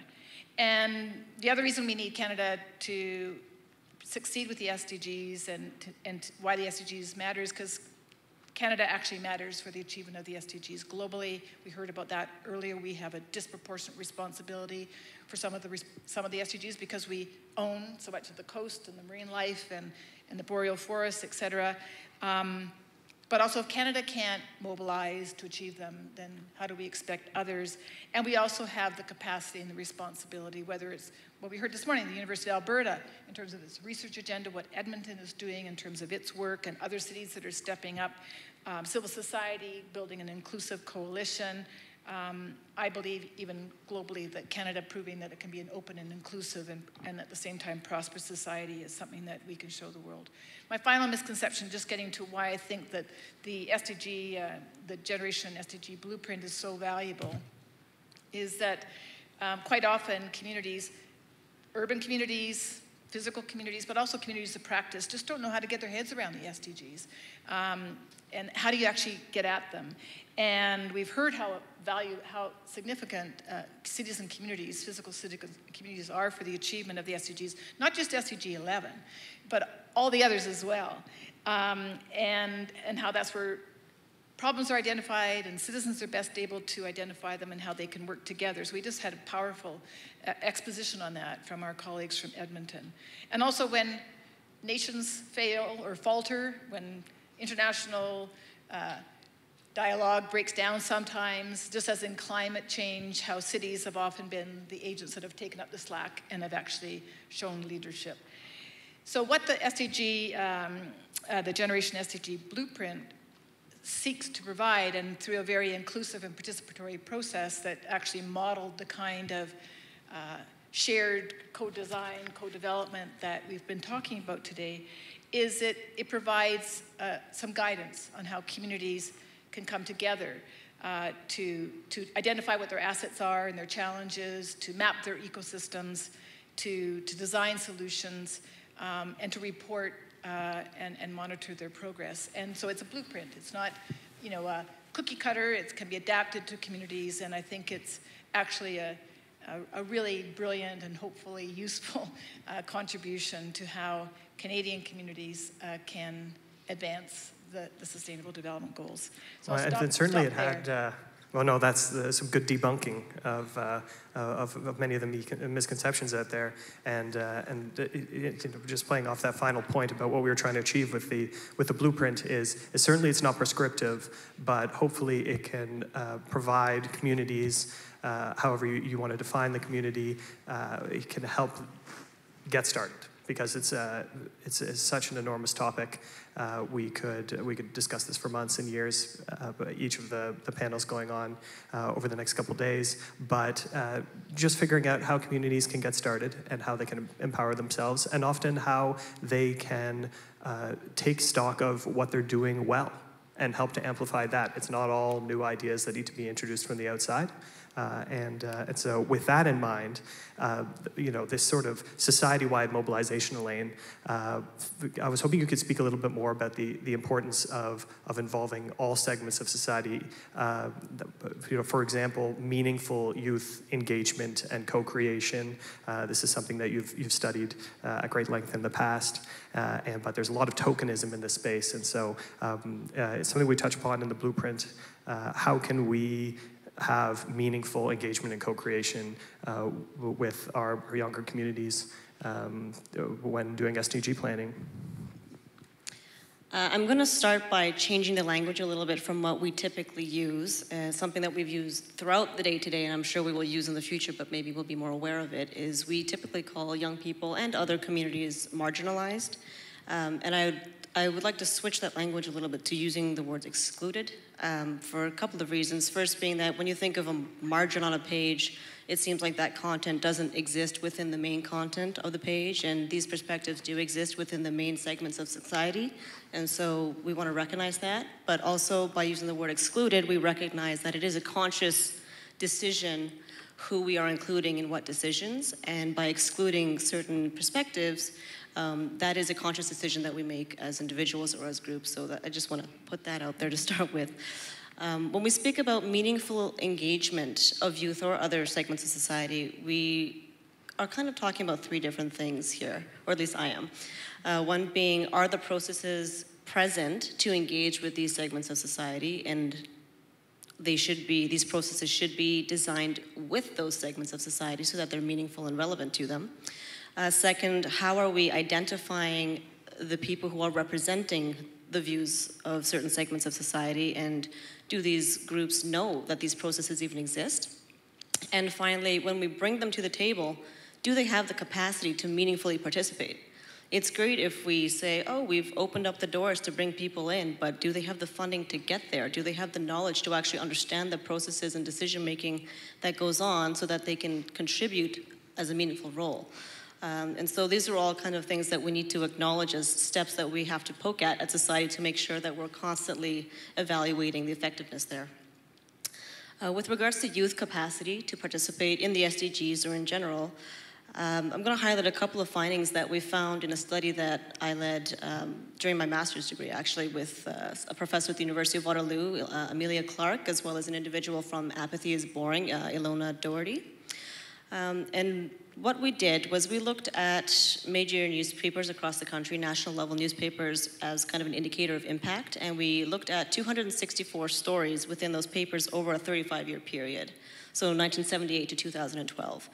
And the misconception that we were looking to possibly debunk is that young people often have impacts in their schools, recycling programs, community park cleanup, these kinds of things, but that at the higher levels of society, they really can't make a dent. And what our research showed was that actually 45% of these stories represented impacts at the systemic, national, and international levels. And so young people do frequently make impacts at much higher levels than we expect them to or that we give them credit for. And so one of the ways that they did this, the main way they did this, was through influencing the decision makers and those people in power. And so recognizing that that's the strategy that was used, it is then a possibility for those of us in those positions to say, well, what are the pathways we can provide to allow that influence to come through so that we can make these decisions in a conscious way? Other strategies that we highlighted in the research included what we call socialization, so that's awareness raising, educating your peers, your families, your community members. Partnerships, more often than not, that was partnerships between young people and those of other generations, so intergenerational partnerships, as well as power sharing. And this is not something that happens often, it's something we would like to see happen more often. An example I can think of from the research was a city council had a youth arm where they actually went and consulted with the young people in their community about certain decisions that they thought would affect them, and they made decisions based on that consultation. So that was a really good example of that. But one of the other things that we wanted to highlight was that strategies and impacts were really strongly correlated. So the age of the people involved and how much experience they had in their field, so how old was the organization or how long have they been engaged, didn't matter nearly as much as the strategies that were employed. And so this argument about, oh, we shouldn't really talk to the young people because they don't know enough about the systems or they can't understand these complex problems, which they can, is kind of moot because the strategies that we take are really the things that get us to where we need to go. So it's not about how much experience somebody has because we can always help them acquire that. And one example of this that was highlighted yesterday actually during the How to Change the World program was a story that Jason told us about the benefits of engaging with young people, students who haven't had, I'm going to say, the misfortune of life experience where they don't have the boundaries and the scopes to their creativity that a lot of us have after a long time of being in the system and being told, can't do that, not going to work for this reason, can't do that, right? So we don't try anymore, we just accept it. And so a lot of the times younger people will have bigger ideas, take bigger risks, and in many ways circumvent these limitations that we've imposed on ourselves as we've gone through the system. And finally, something that was highlighted earlier by Mel and Dan is that when you engage with stakeholders early and meaningfully, they are vested in the outcome of whatever process is being undertaken. And we know this from all kinds of stakeholders, not just young people. This is the same for women, it's the same for rural communities, it's the same for everybody. But the thing with young people is that even when they're not engaged, they are seriously invested or vested in the outcome because in 30 years, 50 years, that is the world they're going to be living and working in. And so, and ideally, that is going to be the community of people who are going to be implementing the final stages, what we hope are the final stages of SDG implementation if we get our butts into gear. So we need to recognize that these kinds of vested interests exist whether we recognize them or not, and have to do a better job at ensuring that we're including them in our discussions. And so there are just really quickly, I'm going to go through 6 kind of to-do items that I've identified in no particular order. First is capacity building that I've touched on. An example is earlier this year when I was at the high-level political forum, I represented women at the United Nations headquarters, and there's no way I would have been able to do that without having been trained on the processes and understanding what that role meant and what that role could contribute. And I was trained by other women. So it's the excluded perspectives being included because the other excluded people have taught them how to get through that barrier. And so now we need to understand that the people who are often included need to do a better job at doing that role instead of relying on those of us who need to build capacity to train each other. Community level support is absolutely imperative, and this is echoed throughout the blueprint as well as throughout today, and probably tomorrow, I'm going to guess. And this is important for youth because that's often the scale of society that they understand the most.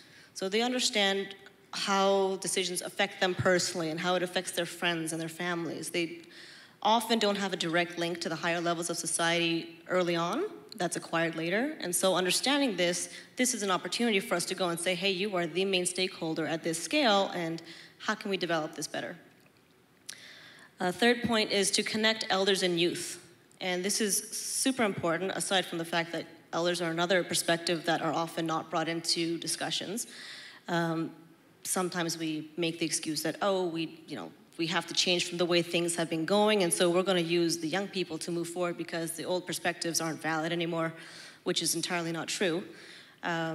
You could lecture to a class for days on end about all the mistakes that we've made in society, and it will not sink in nearly as well as if those young people formed relationships with the elders who lived it and who told the stories about the impacts on real people that they could describe. And so that relationship and personalizing that wisdom is really key to understanding how we can move forward in a better way. Last 2, or 3 actually. 1, examples of success that were highlighted earlier. We need to highlight and really bring out of the woodwork those examples of success for young people, how they've made impacts, LGBTQ leaders in the community, women, people of color, all of these excluded groups. We need to do a better job of highlighting those success stories and really celebrating them, as well as giving young people in particular space to fail, because when we're trying new things and we're learning, there's going to be a failure at some point in the way. That's not an excuse to exclude these perspectives. Changing our mindset, which was kind of touched on earlier when we talked about how do we recognize ability and capability? Is it the grades that you have? Do you need a certain certification? How do we justify, do we need to keep justifying our presence? And an example that I can think of for that is a company I used to work for, actually. It was an engineering company where I was one of the youngest people in the company. I was one of 8 women out of 300 at that time. And there was a lot of people who didn't know anything about me who would be like, why are you here? So right off the bat, just from looking at the fact that I'm a woman and young, I have to justify my presence, right? And this is common across many contexts, not just in the STEM fields, and that's another thing. It was a STEM field, and I was a woman in the engineering field then, at that time. So we need to change our mindset from justifying why we need to include people to justifying why people are excluded, and if you can't justify it, they shouldn't be excluded. And finally, equity versus equality, that concept, you'll find this language shifting back and forth throughout the blueprint. One of the things we mentioned earlier today was how far away we are from, for example, gender equity, 200 years. Gender equality. And one of the reasons is because before we can reach equality and start taking measures around equality, we need to acknowledge that there are a lot of equity-based measures that need to be implemented first to bring us to the level where equality is then something that we can maintain. So those are my fundamental, I think, to-do lists, and I think I'll pass it off to Jeremy. Absolutely, and there's some, well, thank you for that, Elaine, and there's some really lovely examples of youth-led leadership in this area throughout the blueprint, so I'd strongly encourage you to check those out for inspiration, because we're often rewriting history to exclude really simple and obvious examples from the past of youth-led leadership, and that needs to change. So Bonnie, also in going through the blueprint, data came up again and again. It's already come up a lot today, and is a real hallmark of any progress on the SDGs. We had sort of three themes that emerged while we were consulting with people over the past year. The first one was good data is essential. The second one was maintaining public trust through data transparency is just as important for maintaining accountability on the SDGs. You can have a great plan, but accountability is a whole section in our report and is so fundamental to the process continuing to renew itself. You don't just have a plan and implement it. This is an ongoing process.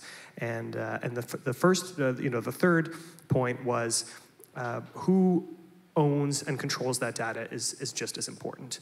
We've seen the last 2 points brought up again and again through the budding tech lash and privacy concerns that have emerged in the headlines of late, but this is an issue that's not going away, and it is going to negate the importance of good data if we don't deal with it. So, Bonnie, the conversations around how data are governed have been happening in many First Nations communities for quite some time, and have tended to place a much greater emphasis on how to assert Indigenous data sovereignty. Your organization has established a set of standards for how First Nations data should be governed, and the principles of OCAP. So I was hoping you could speak to them, how they address the current state of First Nations data misuse, misrepresentation, and abuse, and why OCAP could offer a superior path forward. Thank you. First of all, I'd like to acknowledge the traditional territory in which we're meeting on today, the Treaty 6 territory, and the ancestors that are guiding this conversation. And a lot of what I focus on and what I talk about is about the shared lands in which that you're living on, and that you are living in treaty. And we are treaty people. We're all treaty people. And a lot of the work that we do at the center will really help, and I'll just go through it very briefly, help you to understand how we're guiding the conversation and the relationship to really address the gaps and inequities that we're seeing in the data with First Nations, and really trying to really help First Nations to implement information governance systems and really assert their inherent rights to their information and to be counted. I haven't met these individuals before, but they're speaking my language, which is really unusual. The whole, I guess maybe the big gap that we want to really address is, I find it shocking in 2018 that Canada does not have a surveillance system in place for First Nations. They actually don't know a lot of numbers. They don't know the numbers of missing and murdered Indigenous women. They don't know accurate numbers of children in child welfare. There's a lot of reasons for it, and a lot of reasons for why we have these gaps that are in place. There's a lot of confusion about territories. A lot of non-Canadian or First Nations in Canada don't know the historical relationship of First Nations in this country. And they think that our territories are INAC, or Indian, I guess, Indigenous Northern Development Canada designated lands. And that's not the treaty. INAC is basically law made by colonial fathers that were very much based on the elimination of Indians in this country. And that agenda is still alive and well. And we are working really hard on the First Nation side to really assert that we're not going away, and we matter. One of the things that we started to do at the center is to develop relationships with allies, and one of our first great relationships is with the Alberta Health, Ministry of Alberta Health in surveillance. And so we're working together to develop data linkages to know more accurately what those gaps and inequities are. And you can find these on our website. They're www.afnigc.ca. And the first one we pulled in January 2016 was the life expectancy gap.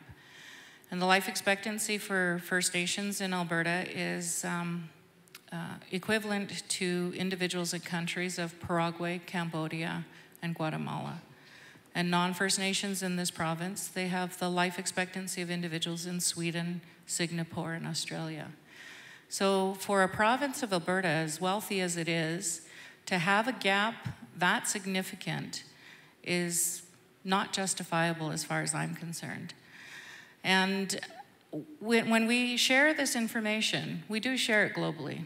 One of our first relationships was with the WHO.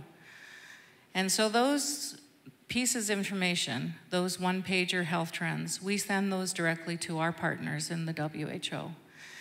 And the reason why we did this is we were presenting in an international conference in Calgary, and I had a direct email from a participant from Spain, and the individual told me, Bonnie, thank you so much for sharing this information, because Canada is very good at hiding its problems. So I think with that, do I just click it, or? I'll just quickly go through a few slides to address what it is. There we go. Okay, yeah, just scroll through.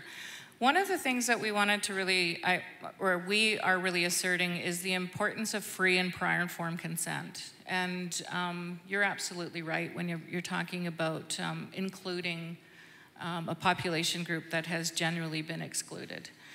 And so when we started this center, it's relatively young. We've only been incorporated for about 8 years, and we are owned by all 47 nations of the province of Alberta. I'm also the chair of the National Center, the First Nations Information Governance Center, and I'm working nationally to really start to address a lot of the data gaps and a lot of the jurisdictional issues that are in policy and legislation that really prevent us from having a meaningful and respectful relationship. We have a good working relationship with the Open Data, Open Government group, and we are partnered on a lot of these issues. But the United Nations Declaration's Rights of Indigenous People, and I have a slide within my deck that really talks about the importance of free and prior informed consent, about telling the data story from our own First Nations worldview and our own understanding. And hearing the previous speakers talk about relationships, this is all about relationships. And with our elders guiding us and really trying to understand how we can have sustainability, so listening to you talk about sustainability of water, really, really key to our understanding of what we negotiated when my great-great-grandfather, Head Chief Red Crow, signed Treaty 7. What was he thinking for me in my future? And what was he negotiating? He wasn't giving up sovereignty. He wasn't giving up an understanding of who he was as a Blackfoot person. And he wasn't giving away that identity. He also wasn't giving up self-determination. He negotiated to share the territories to the depth of the plow. And that means that we have rights to the resources that are in this wealthy country and our traditional territories. But we have not been given that right or that recognition. And so if we want to really talk numbers, cost of closing the gap, the cost of closing the gap for Alberta First Nations, on the low end, it's about $500,000 per person, and on the high end, it's $1.5 million per person. So in order to close that gap, we need access to our traditional funds. And while a lot of Canadians don't understand what I get, and I hear, the racial undertones is we get government handouts, we get things paid for. That's not necessarily true. We have statutory monies that the British Crown took, and the government of Canada went over and asked for those trust monies to be returned to this country. And that is what INAC pays for our programming on. We don't get anything outside of that. The same way the government uses your CPP dollars to run your programs. So there's a lot of misunderstanding and misconceptions that taxpayers' money is actually funding First Nations. It is not. In fact, we are supplementing a lot of what happens in Canada with our trust monies, because we own the resources. This is, Canada's been asked for the title of these lands. They don't have it. And they were asked internationally. So if you want to just keep scrolling through, I think this, what we really need to understand, and we are sitting here in treaty. We as First Nations are trying to uphold treaty. We're trying to share the resources of the land. We're trying to support the development of this country, but we have been left behind. And we're not doing that anymore. You know, we've had enough. And we're working good to have really good, respectful relationships, to have language change in legislation that doesn't continue to oppress and suppress us and silence us. And we want everybody to, you know, have some concerns. When Bill S-11 went public, I, as a First Nations person, was wondering when Idle No More happened and everybody was doing the round dances and it was happening all across the country. The one piece in that legislation that shocked me, that nobody else was standing up, is 99% of the waterways in Canada were no longer under federal protection. Why was that just a First Nations issue? Why were we only concerned about it? But that tells you that we have not disconnected from our relationship to the land. And the indicators that we're concerned of, you know, yeah, we'll use parallel worldviews, we'll count diseases that Western indicators do. But what's more important is that we count the indicators that matter, and those are relationships to the land, environment, and each other, and all things living. And that's the indicators of wellness that the elders are talking about. I really like that there's, you know, we are not moving from a top-down approach.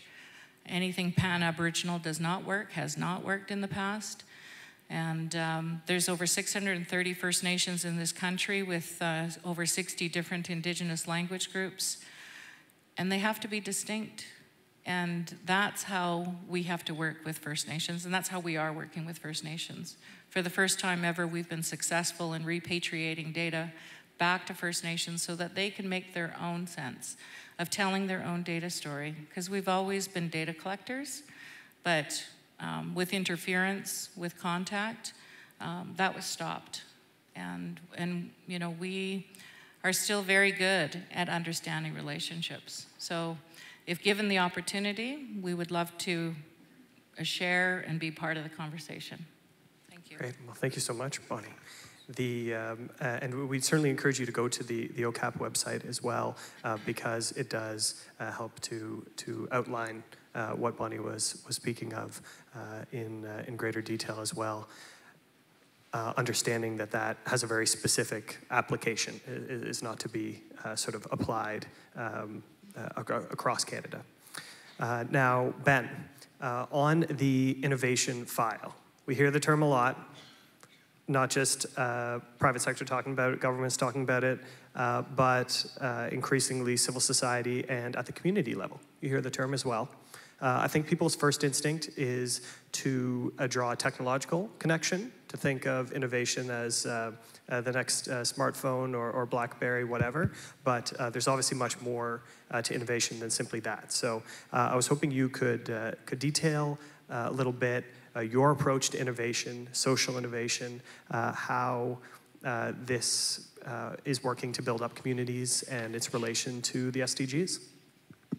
Okay, so when we think about social innovation, so I'm going to talk a little bit, and actually colleagues Sam and Kate gave a great overview and some tangible examples. So they already set the stage for what good social innovation in practice can look like. We're co-creating solutions with community. Those are some central pieces to it. When I think about social innovation, it's about how do we help people, organizations, systems, community problem solve better. So social innovation is both about processes and about outcomes.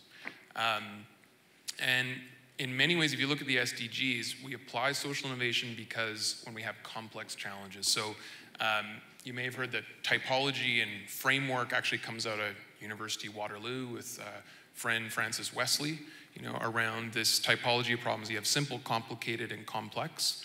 Simple are the ones that you can get a recipe, and if you follow the recipe, you get the same results every time. Complicated are technical challenges, rockets to the moon, things like that. They're hard, But if you work the problem enough, if you get experts in, you can find solutions and you can replicate that. Complex are the realm of people and realm of there aren't really right answers to things. There's different perspectives where there's not a large agreement on what the nature of the problem is. There isn't a lot of agreement on what the solutions or possibilities could be. Those are complex challenges, and those are the kinds of challenges that we typically need to apply social innovation practices. SDGs very much would be in the realm of many complex challenges, although there are also technical challenges within those around it. One of the things too to say, and in speaking to kind of your points, Bonnie, that my colleague Jody Callahoo Stonehouse, who's starting up an Indigenous law lab here at the U of A around this, and we work closely on figuring out what are ways to link Indigenous ways of knowing and being with these newer, weird, sometimes awkward design and systems innovations around it to try to bring those two together. No such thing as pan-Indigenous, right? She always warns around that, but try to bring those ways together. And also, there's a lot of folks looking at the SDGs across Canada. They're saying, where are the Indigenous aspects in there? So I know that's probably come up at the conference. I haven't been here, but I think that's another thing I just wanted to say to kind of pin that to be thinking about as we go forward. So back to labs. So you saw the Recover project. That was a great example of a social innovation lab approach and maybe a bit of the design lab approach. So I'm just going to show a few examples. Design labs are more, it's where you have less time and you need a more laser sharp scoped challenge. Social labs got popularized by Zaid Hussein and some groups around that. And they're more large gatherings of folks. You come together and the transformational change is it's a deep kind of, your mind shifts and you hope that you go through an inner transformation, and the theory and the hope is that that'll lead to some policy shifts, some new ways of doing things. And oftentimes in my experience, they don't lead to those tangibles. They can lead to guiding principles of ways of working together and things like that. So I kind of am a little bit in the middle with the social innovation lab approach, which unites design and systems thinking approaches. Systems for big picture view, design for on the ground people view, the stories, as Kate was talking about, thick data, stories of people to learn on the ground. You need both. And I also lean maybe a little bit more towards the design space because people often want tangible pieces, and that goes a little bit to there, but you have to be careful because you can miss the systemic stuff. If you go too far over to the design side, you get really specific, you miss the systemic pieces. If you go way over here, you get so systemic, you get into existential systems thinking funk, and everything becomes so all over the place that you got nothing around it. So that's a little bit of a frame. And social innovation labs are a new thing. They are not perfect. They're not the answer to everything. They are one aspect of looking at tackling challenges better with community.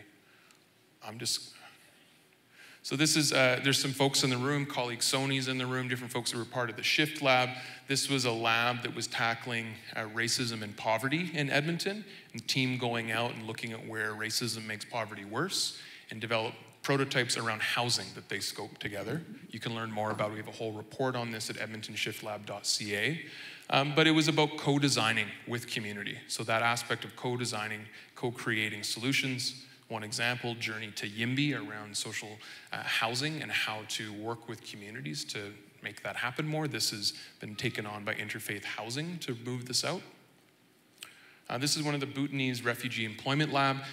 And we were talking about, somebody mentioned about co-creating the process as well. This was a lab along with Kate Gunn from the city, multicultural health brokers, the Bhutanese community, and our action lab, where we not only were co-designing employment pathways, but we co-designed the process. And that was a key piece. So all this, the weird empathy mapping and these weird kind of tools in the design space, we tested and worked with the community, and the community said, no, don't, that's weird. Don't use that. People aren't gonna look at pictures of things, but they'll tell you stories. Okay, let's build that in. So we had to co-create the process, which meant it took a lot more time, but it was really necessary so that in the end, and the community, we're doing some evaluation, there's a short documentary happening around it as well. They're really talking about how they really felt involved from beginning to end, and that's key to these processes.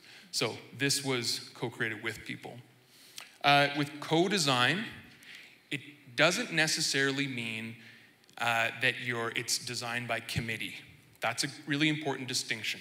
I think in many ways as Canadians, we really like to make sure we have everybody's idea and everybody's idea is valuable.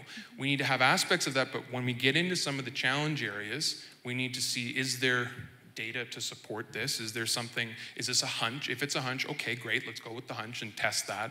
But it's about really learning deeply from hanging out with people, doing that ethnographic research, also triangulating that with rigorous research and the lab participant insights from folks. So co-design is not designed by committee, but it is really to co-create process and those solutions together and testing them, because it's also about making small bets before big bets. Because how many times have we gone out, and all of us have done this, where we bring in some experts, we create a really cool strategy, put it out there, and it goes out into community, and people say, what? That doesn't fit with me, that's not gonna work. Or, yeah, but we've already invested all this money, just follow the plan, just keep going with it.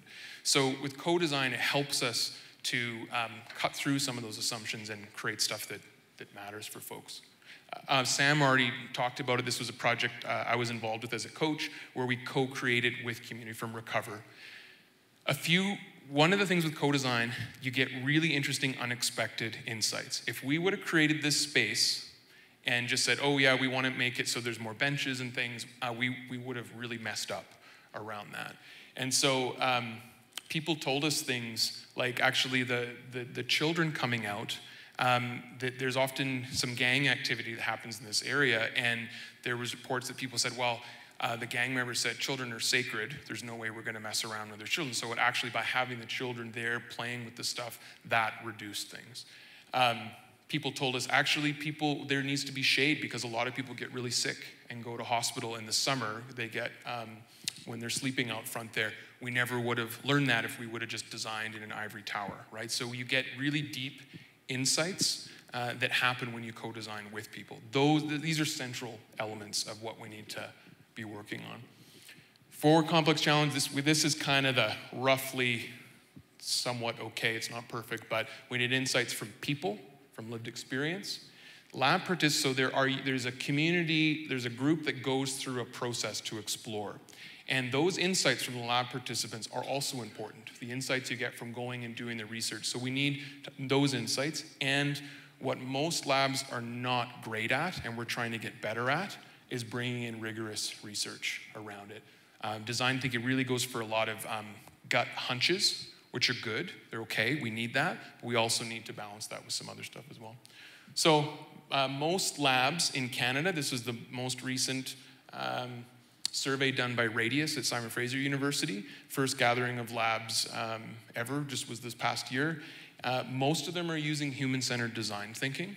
That was the majority, 70% around them, and we are looking at how we align with the SDGs. This is the pop-up of what different labs are working on across Canada and related to the SDGs. So it is a method where we're thinking about how do we mobilize around the SDGs to use processes like this.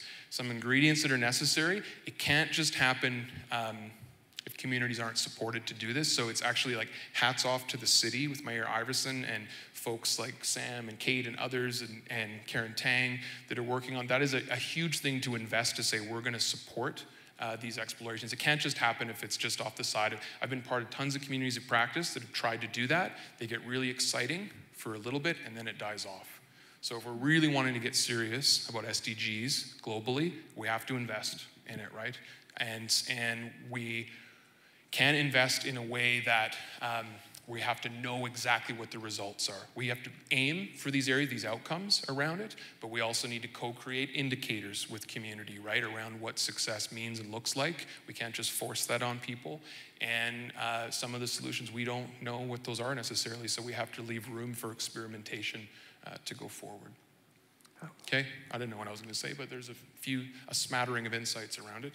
No, that was fantastic. And the note at the end there about communities actually coming up with their own indicators is very much a feature of this report. We looked at the IISD and Vital Signs program, the PEG project, which is now being proliferated across Canada and to other jurisdictions as well. And that was it was a process that took more time, but it's a process that has borne fruit and had more buy-in from the community, and most importantly, helped to actually capture a holistic view of community well-being, and one that everyone had a say in, not in a tokenistic way, but in a way that made it stronger. And I think it's on page 12. So I mean, as a quick Dan-style wrap-up, we're almost out of time, so apologies for no questions, but it's like closing comments on an article when you write it. So I mean, from Ben's perspective, co-design, co-creation at the community level, providing pathways for doing that through labs and through other means. You know, from Bonnie, it's about placing the authority and data sovereignty into the hands of individual, each First Nation, that can then decide themselves if they want to engage in open data, data transparency, however the pathway they want to set forward. It's about the data sovereignty lying in their hands. From Elaine, it is ensuring that pathways are provided for youth and other groups that have traditionally been left out of the process.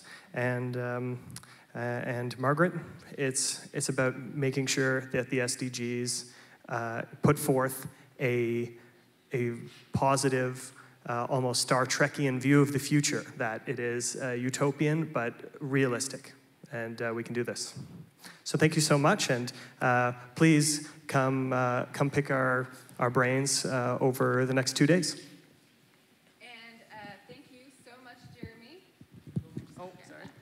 Thanks so much, Jeremy, for leading this discussion, and thank you to all the panelists for your contributions. I'm going to remind you all that this is actually on the front page of our website, so please feel free to share widely. It can be used both within communities of practice, at the corporate level to engage all through the ranks. From a municipal perspective, it's really a fantastic framework to just get the work started. Thank you so much for the time that you've given us today in getting deep into this blueprint. All right. So before we go, again, thank you, panel. We're going to be engaging in a really neat reception in the Dinwiddie Lounge where lunch was held today. So please join us there. There's going to be some refreshments and nibblies and so on and so forth, an opportunity to connect. And if you want to engage with the folks who have been involved in the release of the blueprint, you'll have the opportunity of connecting with them as well. Tomorrow morning, we're not here, of course. I'm repeating the fact that we're in the Lister Conference Center. So please join us there. Registration is between 8 and 8:30, and we're going to start at 8:30 sharp. So have a great reception, a great evening. Have a good rest. See you in the morning. Take care.